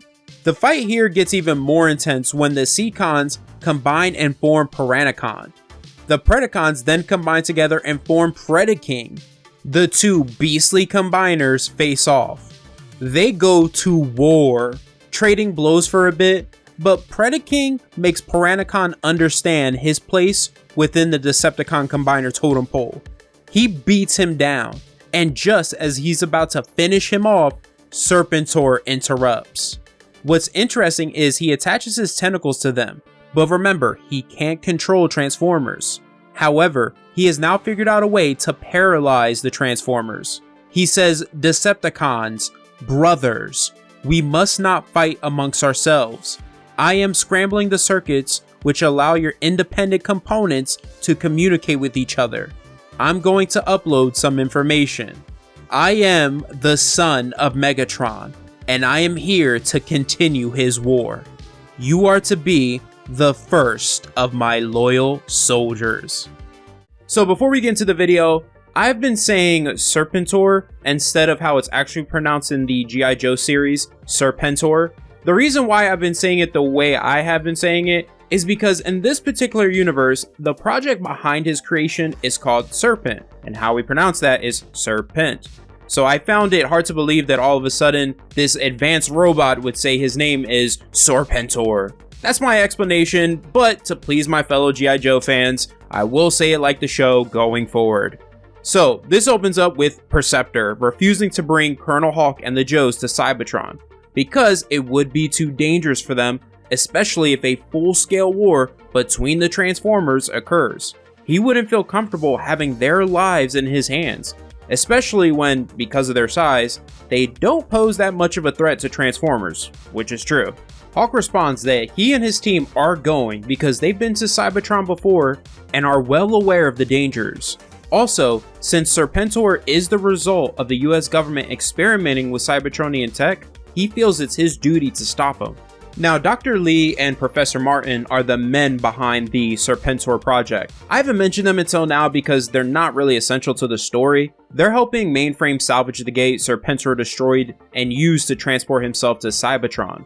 Martin mentions that Serpentor overrode all his failsafes, They weren't strong enough to keep Megatron's personality arrays they installed back. When Dr. Lee, the head of the project, mentions to Mainframe he is only helping the Joes to ensure Serpentor's safe return to him, and that he's proud of how he operated, Mainframe straight up punches Lee right in the face. Because Lee is more concerned about Serpentor than the lives he has endangered, the destruction he's caused, and the chaos he is about to create. Moments later, Mainframe informs the team the gate has been salvaged, but he can only guarantee one jump until they've fully repaired it. Before the team makes the jump, Dr. Martin explains to them the full technical nature of Serpentor. He says Serpentor is an android engineered from mechanoid and humanoid components, and is a highly adaptable soldier and assassin. A one-man army that can pass as a human while containing the offensive capabilities of a tank battalion. All his organs are synthetic, with backup mechanical systems, and his skin is a highly dense web of mechanoid cells impervious to conventional weaponry, and he is able to reform that skin into hyperdense coils. His brain is a supercomputer that is able to access instant information, downloaded with military strategies, war games, and leadership. Driving him is a personality derived from one of the deadliest, cruelest, most driven entities in the universe, Megatron. We named the project Serpent after the snake that tempted Eve, because Megatron was like the apple of temptation. Mainframe tells the team he put out the call to all active and reserve Joe members, and when he gets the gate up and running again, he'll send as much backup as possible. The Autobots and Joes jump to Cybertron. They arrive in this junkyard as Perceptor is putting in a call to Capital City for an army. Now, Capital City is basically Iacon, the capital of Cybertron, but in this universe, it's called Capital City. Suddenly, Scarlet hears something, and Perceptor picks up 12 to 20 movement signals. Hawk orders the team to get into a tight formation. What's funny is that Grimlock says, "Tiny fleshbag giving orders to Grimlock? Grimlock does not follow." And before he finishes his sentence, the team gets ambushed. They are attacked by these bots called cannibalizers. They're like the junk zombies of Junkion from the Autocracy trilogy. One thing I want to point out here is this cannibalizer we see here possesses Shockwave's arm. So this basically confirms that Shockwave didn't survive the explosion at the end of the last series. And who we can also safely assume didn't survive is Starscream, since Cobra Commander planted the explosives within him. The team takes the fight to the cannibalizers, but they're surrounded by 20 of them. Bumblebee and RC decide the best course of action for the team is to escape. So they transform and begin to retreat, but they encounter even more cannibalizers in their way. Bumblebee jokes with RC that if he escapes first, she has to give him a kiss. However, out of nowhere, Bumblebee gets stomped on by Predaking. The team runs right into Serpentor and his Decepticons. Serpentor tells the Autobots and Joes they're outgunned and surrounded, and orders them to surrender. He wraps his metallic coils around the unconscious Bumblebee, and says, "Brave little soldier, always the first in. You're strong enough to survive such a cruel attack.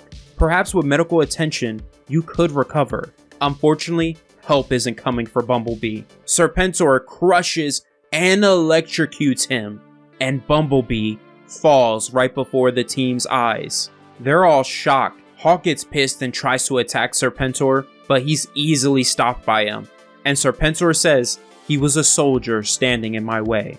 Hawk replies, "He wasn't just a soldier, he was a good man and friend." Serpentor orders the Decepticons to take the team prisoner. Meanwhile, at Capital City, Perceptor and the team signals reached Optimus Prime, who was worried that the team is in the Gladiator Zone and that their signals abruptly stop.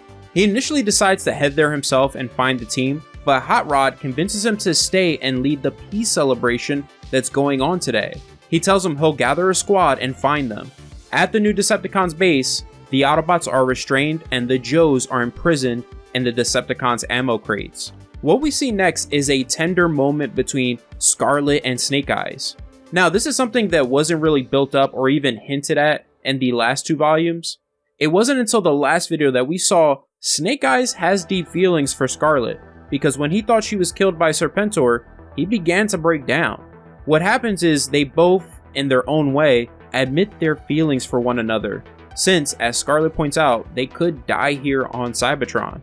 Scarlet asks Snake Eyes to remove his mask and show his scars to her, and he does. They both come together and share a kiss. Sometime later, all the surviving Decepticons show up to this meeting. Dive Bomb tries to convince Hungar and the Terracons to join the new Decepticon army, but Hungar refuses. A fight almost takes place between the Predacons and Terracons, but Serpentor stops it. The Terracons don't take him seriously, thinking this is all a joke because of his size. At that moment, Serpentor wraps them all in his metallic tentacles and shows them he is the son of Megatron. He says that on this very day, the Autobots and Optimus Prime celebrate this new peace and prosperity. Why are we rotting here when we should be reigning in heaven? The Autobots are descendants of slaves, while the Decepticons hail from gladiators. So I ask you, my Decepticon brethren, shall we wallow in the mud, unable to unite, or shall we come together to conquer Cybertron and destroy the Autobots? The Decepticons chant destroy, and Serpentor now has every Decepticon under his rule. Sometime later at Capital City, Optimus Prime prepares for the peace celebration. Skids informs him that the Autobots patrolling the city haven't picked up any Decepticon signals, and Hot Rod hasn't found Perceptor and the rest of the Autobots. Suddenly, the Decepticons strike. They are massacring the crowd of Autobots attending the peace celebration. Optimus calls for security to transform and defend. Omega Supreme responds, "Order acknowledged. No more Autobots shall fall while Omega Supreme stands." He blasted the Decepticons, taking some of them out. However, Serpentor was prepared, because all of the Decepticons combiners, Menasor, Piranacon, and Predaking, surround Omega Supreme. Predaking says, "Omega shall stand no more." And Cybertron's almighty guardian falls. In this video, we're about to witness the rise of a new Prime. What's up everyone, James here, and we are at the end of the Autobot and Decepticon war in this universe, and at the end of this series. As always, the link to the G.I. Joe vs. Transformers playlist will be right below the like button, and make sure you hit that like button. So this opens up where we last left off, with Optimus Prime taking the fight to Serpentor. Remember, he surprised Serpentor, so he gave him no time to unleash his metallic tentacles. He is beating and demolishing him. He demands he surrender, but Serpentor refuses, and tells Optimus he will have to kill him. The Decepticons storm in, and Motormaster and Razorclaw take down Optimus. Serpentor orders them to seize him, but to make sure they leave him in one piece, because he still needs the Matrix. Razorclaw stabs Optimus's leg with his sonic sword, and Motormaster says, "Give it up, Prime, you can't beat all of us." I love Optimus's response. He replies, "Watch me." He beats them all back, pulls out Razorclaw's sonic blade from his leg, and slices off Onslaught's arm. As Serpentor recovers, his internal system starts to run a repair, until suddenly his system shocks him. He takes even more damage because of this.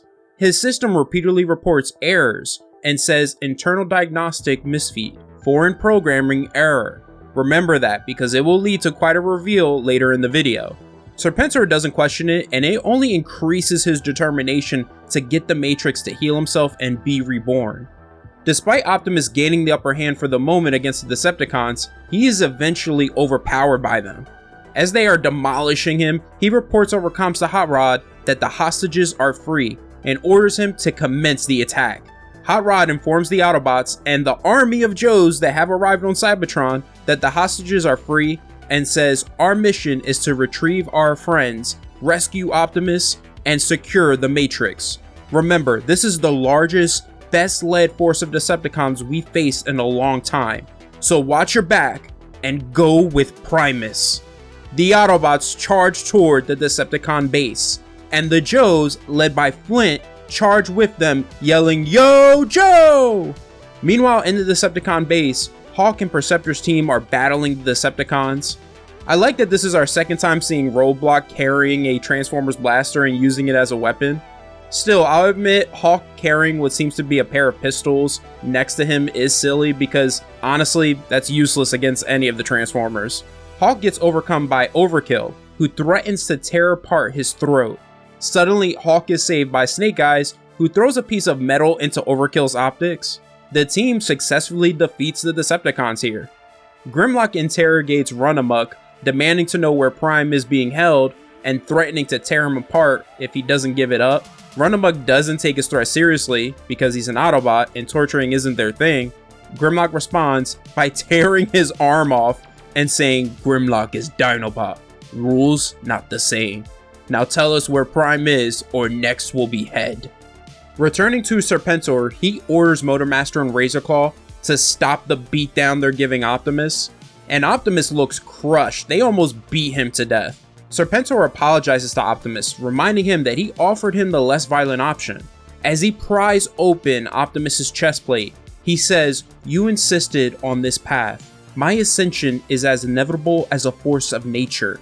The Matrix chooses only those who are worthy, those with an affinity and destiny for greatness.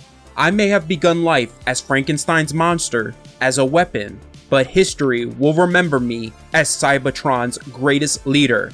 Arise! Serpentor Prime, arise!"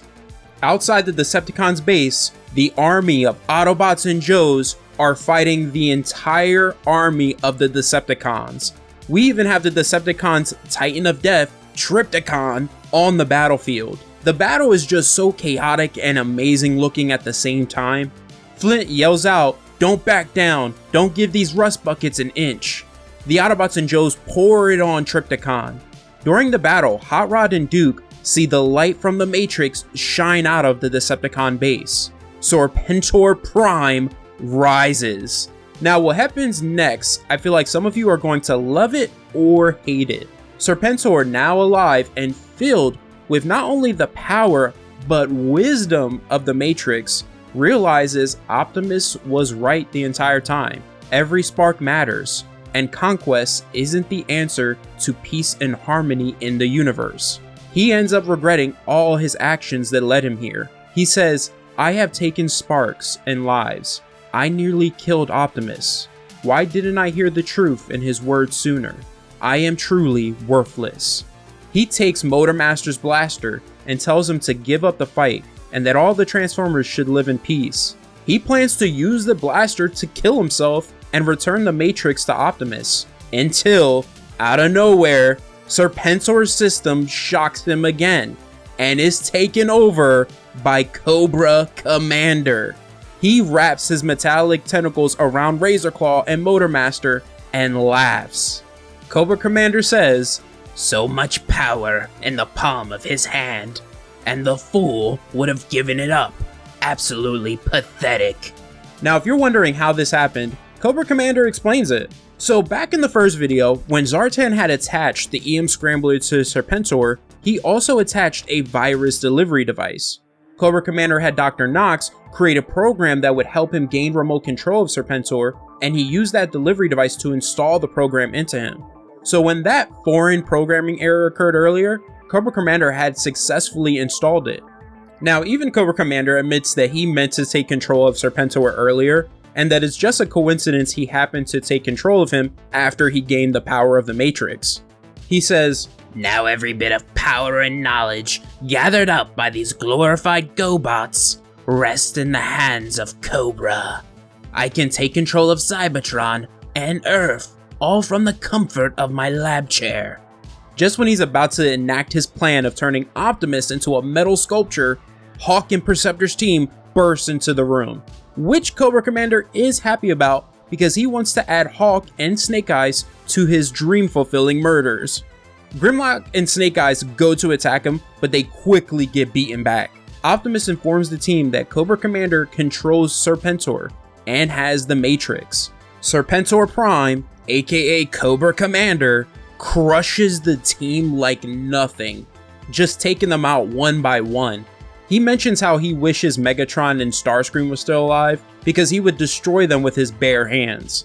Arcee, who's still standing, dodges his attacks and is able to land a blow, but she ends up within his grasp. He says, "Where's your little yellow friend? Without him here, you're the weak link in the robo chain." Arcee replies, "He's gone, but I'm dedicating this in his name." She grips onto Serpentor's chest plate, and when Cobra Commander slams her, she takes the chest plate with her. Hawk rushes to Optimus with a plan, and when Cobra Commander is about to finish off Arcee, Optimus throws Hawk at Serpentor's exposed chest. Cobra Commander calls Hawk an insignificant flea and asks, "What could you possibly do to me?" Hawk answers, "I hope I am more worthy of the Matrix than you." He opens it and is blasted with the knowledge and power of the Matrix. His eyes opened to the entire universe. The blast of energy destroys Serpentor Prime and Cobra Commander. Hawk is knocked out unconscious. At that moment, Hungar awakens and tries to attack Optimus, but he gets blasted by Lady J, who's arrived with Hot Rod to announce they've won the battle. The Decepticons have fallen. Back on Earth at the Cobra Terradome, Dr. Nox checks on Cobra Commander and discovers he's in a catatonic state. He connected his mind with Serpentor, and when he fell, so did Cobra Commander's mind. Sometime later on Cybertron, the Autobots begin to rebuild Capital City. We see some flirting between Snake Eyes and Scarlet. Grimlock apologizes for being hard on the Joes and admits to Roadblock G.I. Joe are great warriors, heroes, and friends. Optimus, who's fully repaired, makes an entry into his digital log. He says, "The Matrix is back in my possession. The Decepticons and Cobra have once again been defeated. Our victory, like most, was not without sacrifice and loss. For those who were lost, we will commit their lives to our memory, to remind us that our battles must be chosen wisely, so that none ever die in vain ever again. Inevitably, we, the Autobots, and G.I. Joe will face new threats. Threats that rise today and tomorrow. Though human lives are but a brief flicker, their passion for existence leaves me in awe. With Hawk now part of the Matrix of Leadership, future generations of Autobots will be able to share in that passion. Hawk is already a great leader, and he will use the thousands of generations of knowledge he has gained to lead humanity into a golden age. It is a future I will be honored to record. Log out." Now, for those of you who are unaware, this isn't the first time a human has gained the power and knowledge of the Matrix. In the Marvel Transformer comics, Optimus transferred the Matrix, known as the Creation Matrix at that point, into Buster Witwicky in order to keep it away from Shockwave. Well, that is the end of G.I. Joe versus the Transformers, The Art of War. It's here, the end of our coverage of G.I. Joe versus the Transformers. This is volume 4, titled Black Horizon. Big Bad Unicron will be attacking Earth. Now, if you've seen my coverage of the last 3 volumes up until now, you may be confused by why I titled the video Unicron Returns, and asking, "James, how is Unicron returning when we've never seen him before?" Well, we're going to learn a secret history that connects him to cobra-la, which will show us how he arrived on Earth during the early days of humankind. However, right off the bat, I'm going to tell you all now, this is my least favorite volume of the series. In my opinion, there's some good, but a lot more bad. Before we get into the story, make sure you hit that like button, and if you're new here and need to catch up, the G.I. Joe vs. the Transformers playlist is right below the like button. It's going to be all the full story videos of all 3 volumes. Okay, so this opens in 1978 in Tibet in the Himalayan mountains, with the original G.I. Joe team, the Adventure Team, which is led by the man G.I. Joe is named after, Joe Colton. The reason why I say this is the original G.I. Joe team is because they were a special team during the Kennedy era that assembled mission specialists to tackle global threats. The 2 members of the team here are Joe Colton, the perfect soldier, think of him as the original Duke, and Mike Atomic Man Power, a man whose limbs are mighty metal atomic limbs. They're both being guided by this local familiar with the terrain named Chokpa. They come under attack by a couple of jets that are a part of the forces of General Mihai. He doesn't really matter to the story. When the jets have them cornered and are about to fire their missiles at the Adventure Team, one of the jets gets attacked by this yellow creature, and the pilot of the other jet gets attacked by Nemesis Enforcer. Chokpa recognizes them as Cobra-la. He tells the adventure team they must leave now, but when they try to escape, the Transformer and Decepticon Bludgeon blocks their path while saying, "You'll go nowhere, intruder, but to your graves." Atomic Man does what's apparently his signature move, the Atomic Punch, which does hurt Bludgeon, and he compliments Atomic Man, but he quickly backhands him and puts him down for the count. When Bludgeon is about to end the adventure team, Pythona interrupts and orders him to leave them alive and tells them she's long overdue for a pet. So for those of you unaware, cobra-la is an ancient civilization and secret society hidden away in the Himalayas that prides itself on using organic technology. Fun fact, they're named after James Hilton's Shangri-La, which is featured in his novel Lost Horizon, also hidden away in the Himalayas. When it comes to the characters of cobra-la, there are really only 3 that matter.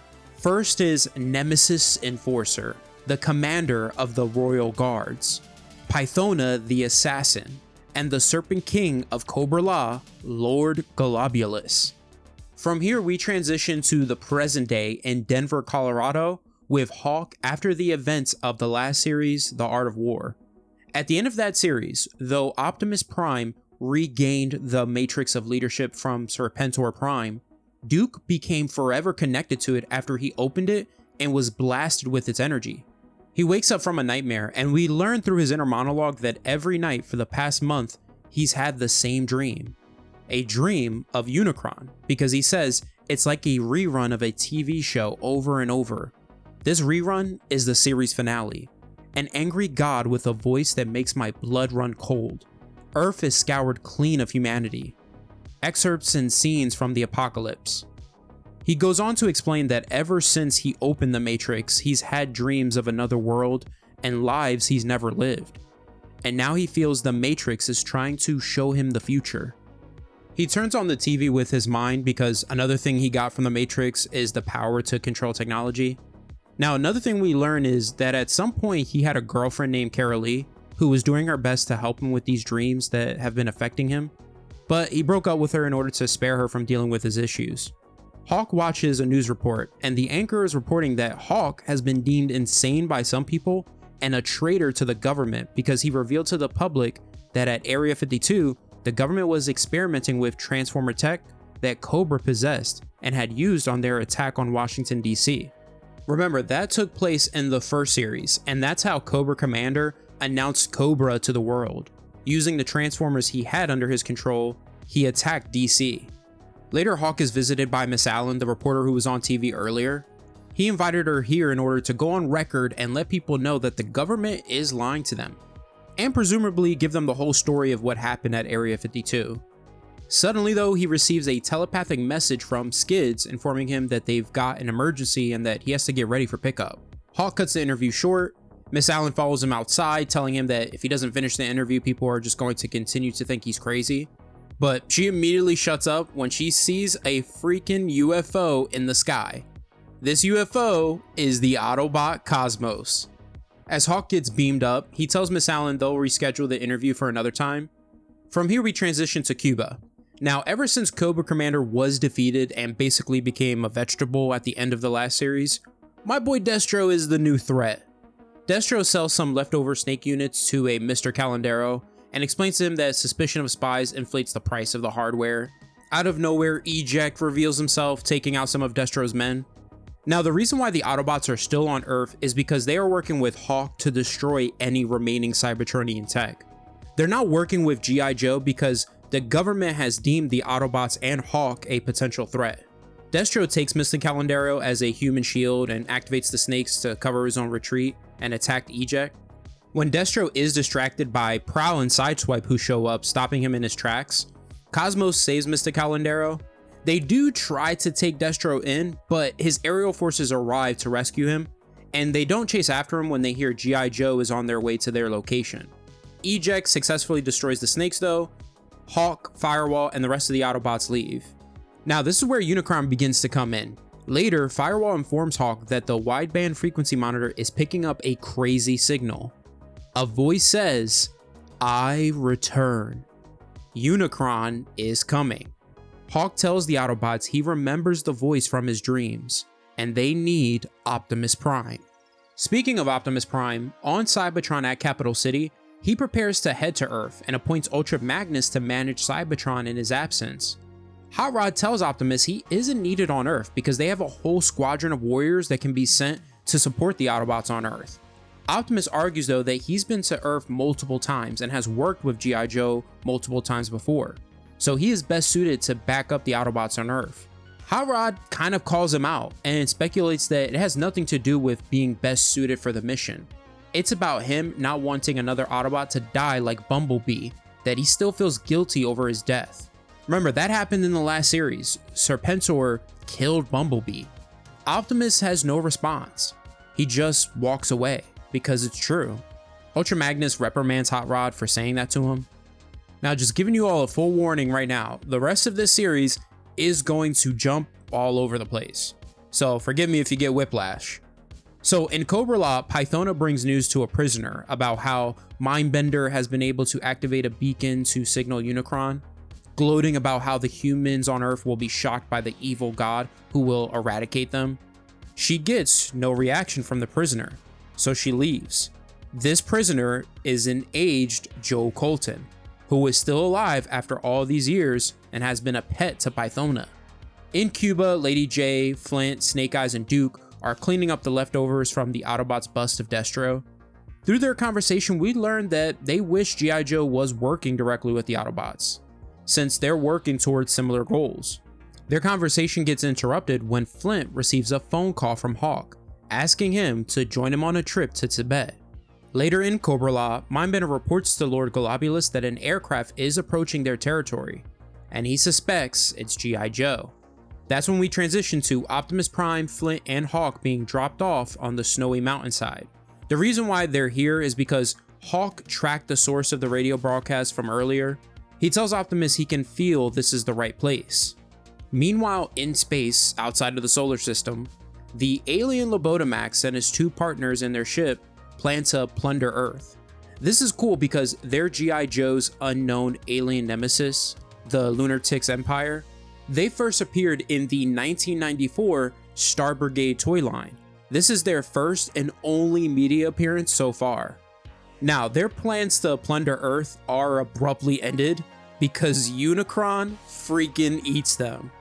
Resting in his silent castle in Transcarpathia, Destro communicates with Pythona, who has paid him a high amount of money for transporting mushrooms in the bottom of his ships.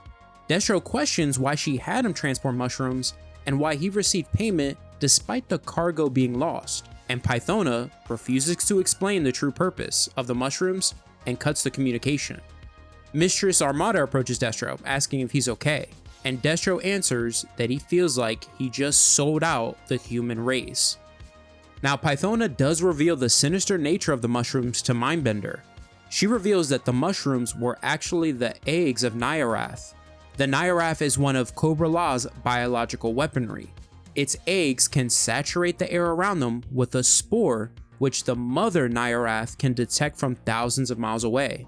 So when the Autobots attack Destro's ships, his cargo, they unknowingly expose themselves to the eggs. Now, cobra-la can track the Autobots anywhere. That's where we go next. Sometime later, cobra-la tracks down the Autobots to their underwater base, the Ark II, off the coast of California. Inside the base, Skids frantically informs the Autobots and Firewall that they're under attack. At that moment, he gets taken out by the Pretender monsters, who've already taken down Sideswipe. These are the Transformers Pretenders. They're a pretty cool subgroup of Transformers. They are robots that can hide inside large, humanoid or monster-like outer shells, usually designed to resemble humans, beasts, or mythical creatures.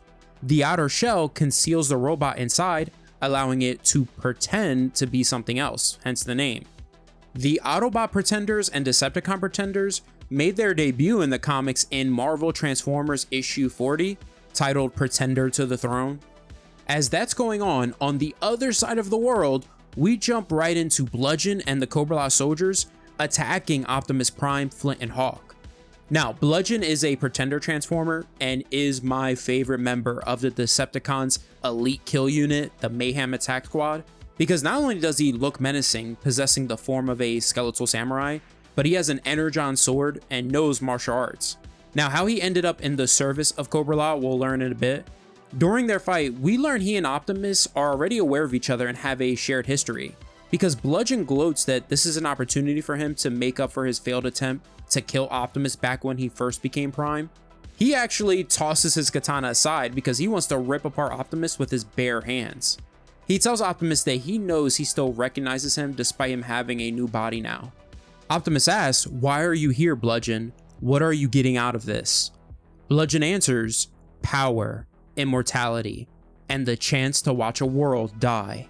Bludgeon gains the upper hand in the fight and begins beating down Optimus, pointing out to him that he's definitely gotten stronger since they last met, but he's mastered Metallic Kaito, so his weak points are laid out before him like a blueprint. For those of you who may not know this, Metallic Kaito is an obscure and ancient Cybertronian martial art. I wish Cybertronian martial arts were explored more in the comics or in the shows. Optimus hits Bludgeon in the shoulder with his Energon Axe and knocks him back. Bludgeon then reveals his body has a special ability where it can release a metal-eating slime. He hugs Optimus, letting the slime consume him. It isn't until Hawk uses his Matrix powers to attack Bludgeon's mind, causing him to scream in agony. Optimus asks what he did to him, and Hawk answers that he overloaded his mind with 11 million traditional Cybertronian songs. Optimus blasts an opening into the mountain and then caves it in behind them. Globulus, watching this through one of his creatures, gets pissed when he sees this, but Mindbender reminds him that Unicron is already on his way. The Autobots base on Earth is being neutralized, and if the Yeti doesn't kill Optimus and the Joes, then they'll unleash Nemesis Enforcer. As Cosmos is heading towards the Autobots base, he ends up finding Eject and Firewall floating in the ocean. They inform him of the attack on the Ark. Eject sends him and Firewall to back up Optimus and Hawk in Tibet, since he's low on Energon and needs to help the other Autobots in the base. The weird thing we go to next is Pythona purposely leaking information to Joe Colton as a way of teasing him. It's like she gets off on it. She tells him that Mindbender informed her that there are agents here from a unit called G.I. Joe who seem to be named after him to honor him after his sudden disappearance. That one of the agents is named Hawk. That's when she sees Colton react to that name. Pythona says, "This Hawk must be a friend of yours. How delightful. Goodbye, my pet. I will return when I have confirmation of this Hawk's death." After she leaves the jail cell, Colton frees himself from his restraints and says, "Over my dead body." At the pit, the G.I. Joe's headquarters, Duke and Mainframe receive a transmission from Firewall, who hacked into their system. She tells them to forget that Hawk has been deemed a renegade and a potential threat, forget the US government and asking for permission, that none of it matters. Hawk needs G.I. Joe. Back in Cobra-La, Hawk, Flint, and Optimus Prime discover in Cobra-La's tunnels the story of Unicron's first arrival on Earth. It says that many millennia ago, Unicron was banished from his world. The Chaos Bringer, as he was known, traversed the universe searching for fuel to sustain his massive body. He devoured anything that crossed his path. Inhabited planets were his favorite. He could strip the world of its resources, while enslaving its inhabitants to maintain the thousands of miles of his inner body. 160,000 years ago, Unicron came to Earth. A beautiful world, lush with life, was moments away from becoming a barren, burnt-out rock. Humankind, still in its infancy, was about to be wiped from the face of the planet. Fortunately for planet Earth, humankind was not the only species that lived there. No one was sure where they had come from or how long they had been on Earth. Some humans believed they had come from some other world, the children of a horrible, long-dead old god.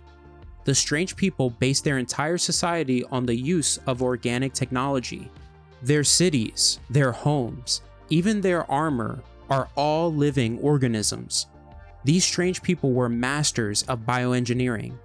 Thus, to save their world, they had engineered a spore that existed through devouring metal, almost instantaneously.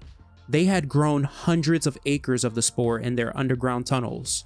The strange people now threatened to turn the spore upon Unicron's metal body, and the god flinched. But the strange people and the space god realized they had mutual interests, so a deal was struck. In order to save the planet for themselves, the strange people underwent a voluntary exile to a far corner of the Earth. There they would live in seclusion, unseen, shepherding over the human race. From their mountain home, the strange people would allow the humans to evolve and grow in number and technology, until their level of advancement and sheer numbers would be most useful to the Chaos Bringer. The leaders of cobra-la would send Unicron the signal that his fruit was ripe for the picking. Once Earth was free of humanity, it would be turned over to the people of cobra-la. They would reclaim the planet, and their influence would reach across the globe without the taint of humanity. Flint, Hawk, and Optimus look over the wall printings and see this as a bedtime story from hell. Hawk mentions that he's seen these scenes in his dream and has heard the name of Unicron before.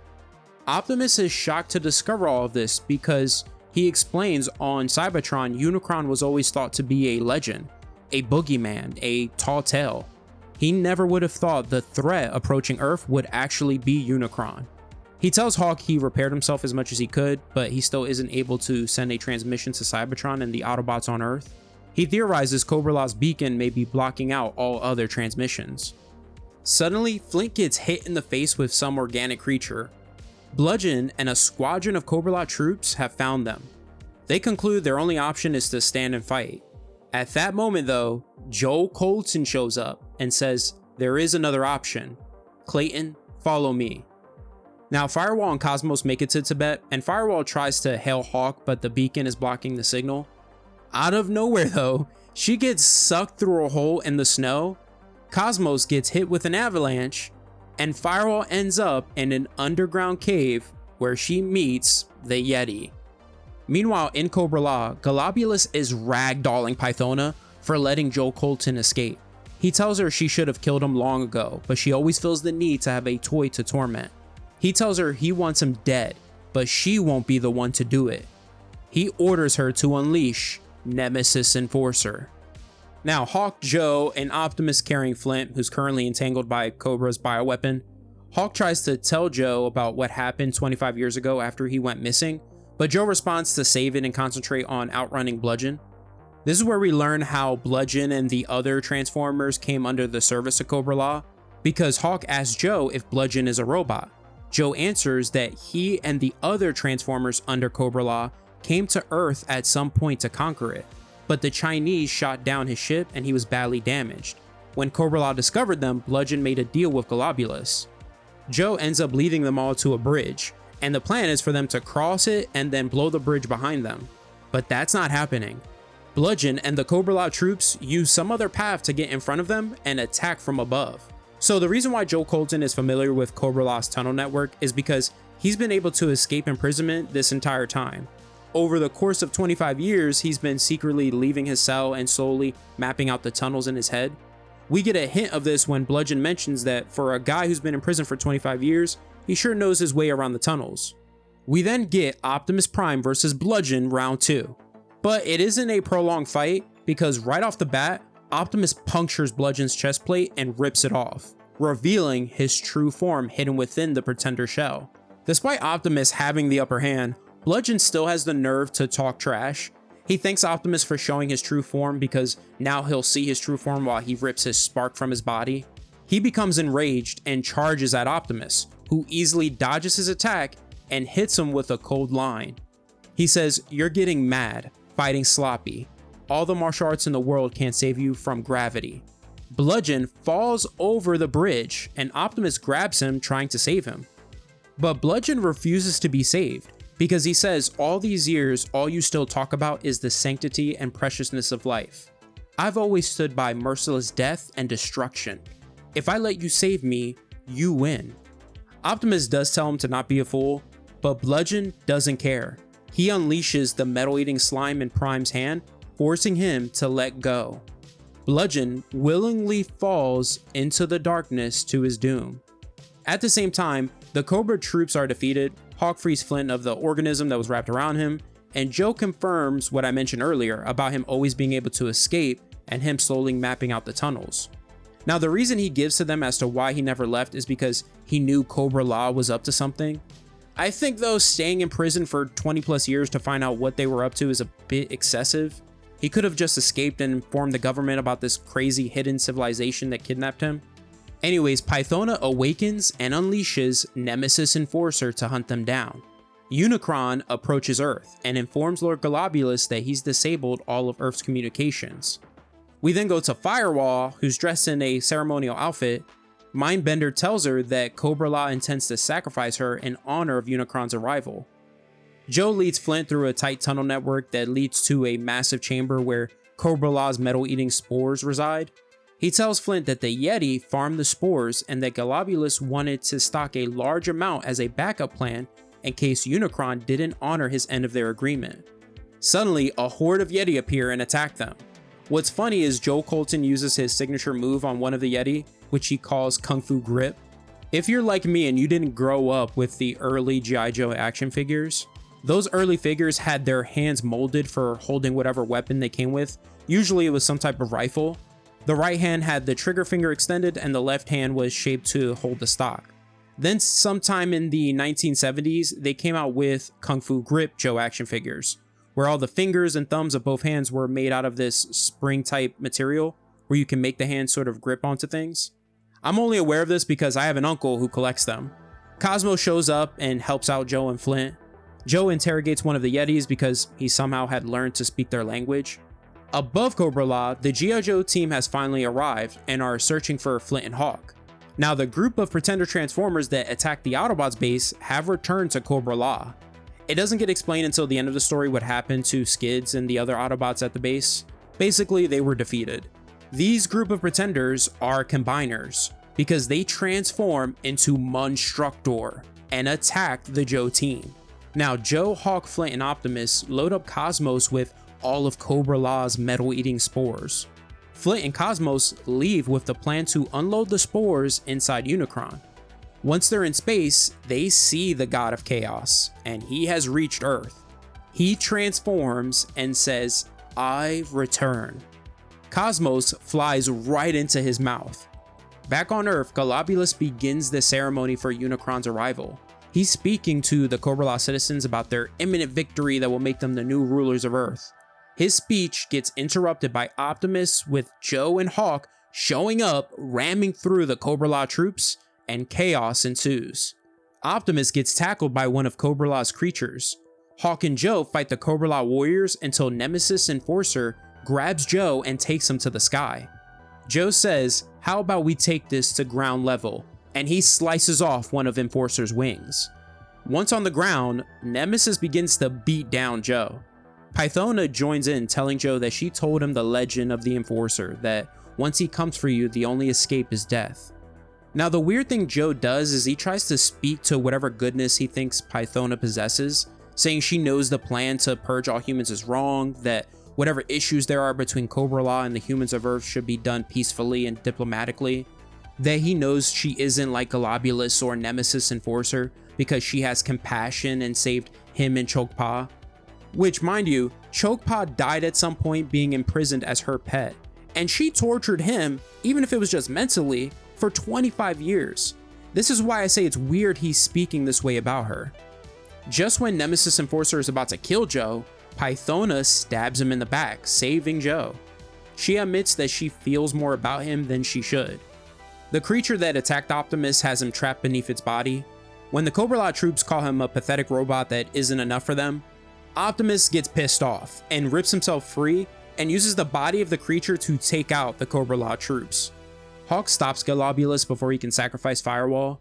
They get into a fight and Globulus tells him that humanity has been living on borrowed time. Hawk says, "Time haunts me. I see the future every time I close my eyes. A million different paths. I've been afraid to live my life for fear of the future, but now I see destiny isn't written in stone." He knocks out Globulus. He then begins freeing Firewall of her restraints, but Globulus recovers and strikes him from behind and wraps his tail around him, constricting and crushing his body. Luckily for him, Optimus shows up and smashes Globulus into the ground. Back on the surface, Monstructor is still battling G.I. Joe, taking out their forces. Apparently, he has this wild ability where if someone enters within his limited range field, he can burn them from the inside out.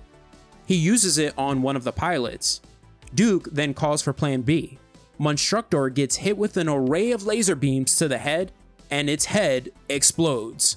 The G.I. Joe Laser Squad take out the Combiner, and cobra-la's Transformer Pretenders are knocked out and no longer have their shells. Now, within Unicron, Flint asks Cosmos if they could just drop the spores off and leave. Cosmos answers no, because Unicron is too big, so it would take too long to spread throughout his body, and he would consume Earth well before it begins to affect him. So basically, they have to drop the spores off within his core. Now, the enslaved various species within Unicron attack Cosmos. At the same time, Unicron begins his consumption of Earth. Now, Unicron's core I was referring to, where Cosmos and Flint need to drop off the spores, is Unicron's brain. Yeah, it's dumb. Unicron has a brain. Cosmos gets hit with some lasers that paralyze him. Flint decides to go on foot to reach Unicron's brain. I'll admit he does have a cool moment here. He steps out of Cosmos carrying a shotgun and the bag of spores and says to the aliens here, "I'm here to save the world. Which one of you scumbags wants to try and stop me?" Once he battles through the aliens and reaches the brain, one of the aliens gets the drop on him, and Unicron speaks to Flint through this alien, gloating, "You would seek to stop me. I, Unicron, I who have lived longer than your very universe. Pathetic. While I feast on your world, I believe I will allow this vessel to devour you alive." Flint responds by throwing the bag of spores at the alien, causing it to fall off the edge. He says, "Huh, yeah, I hope you don't mind a sight of mushrooms," and he fires at the bag of spores. Unicron's body begins exploding from within. Flint escapes Unicron's body with Cosmos as the god of chaos screams in agony. Back on Earth, G.I. Joe invades Cobra-La as Joe Colton takes down Mindbender. Duke sees Joe and recognizes him as the G.I. Joe. So the first perfect soldier and the second perfect soldier team up and take out the remaining Cobra-La forces. After they defeat Cobra-La, Joe asks Duke what they're going to do with the Cobra-La troops they've captured, like Pythona. Duke answers that they'll be put on trial for crimes against humanity. Joe mentions that after 25 years of being a prisoner, being away from the real world, he doesn't know what he's going to do. To which Duke responds that he'll figure something out. One thing I have to point out here that never gets explained is how Joe knew Hawk. Flint makes it back to Earth, and the one thing I'm realizing now as I'm recording this is Flint and Cosmos' journey to take down Unicron has to be inspired by Will Smith and Jeff Goldblum's character's mission in Independence Day to take down the Harvester's mothership, because it's very similar. One day later, Skids and the rest of the Autobots are being repaired, and Eject was the only one that walked away unscathed. Firewall asks Optimus Prime if they're going to be okay. Optimus answers that they'll make a full recovery. She then asks him if he would like to watch some bad TV with her and Eject, and he answers he would like that. Now, we do learn that Unicron was in fact destroyed, but his body remains floating in space, and the various alien species living inside his body are still alive, despite his body literally exploding from within. So Joe Colton, now officially a part of G.I. Joe, is leading a team into space to head there. In Denver, Colorado, Duke meets up with his ex-girlfriend Carol Lee so he can tell her that he wants to get back together. She points out to him though that his gift from the Matrix takes a toll on him, that when he receives terrible dreams again of the future, what's to stop him from pushing her away again? She says, "I want to be with you no matter what, but I guess I'd feel better if I knew, Clay. How does the future look now?" Hawk replies, "It looks perfect," and he kisses her. And that's the end of G.I. Joe versus the Transformers. I can't believe I spent 3 years covering this entire series, and now it finally comes to an end. This definitely was the weakest of the entire series, but it had some good moments. We may be done with this series, but next I will be covering another series crossover between these two franchises called Transformers and G.I. Joe, where they will collide and meet during World War II. That's the end of the video. Make sure you subscribe to the channel. If you want more G.I. Joe and Transformers content, check out my video on the Skybound Energon universe right here, or see what video YouTube recommends you watch next. Other than that, have an awesome day, take care, and always remember every day to go beyond.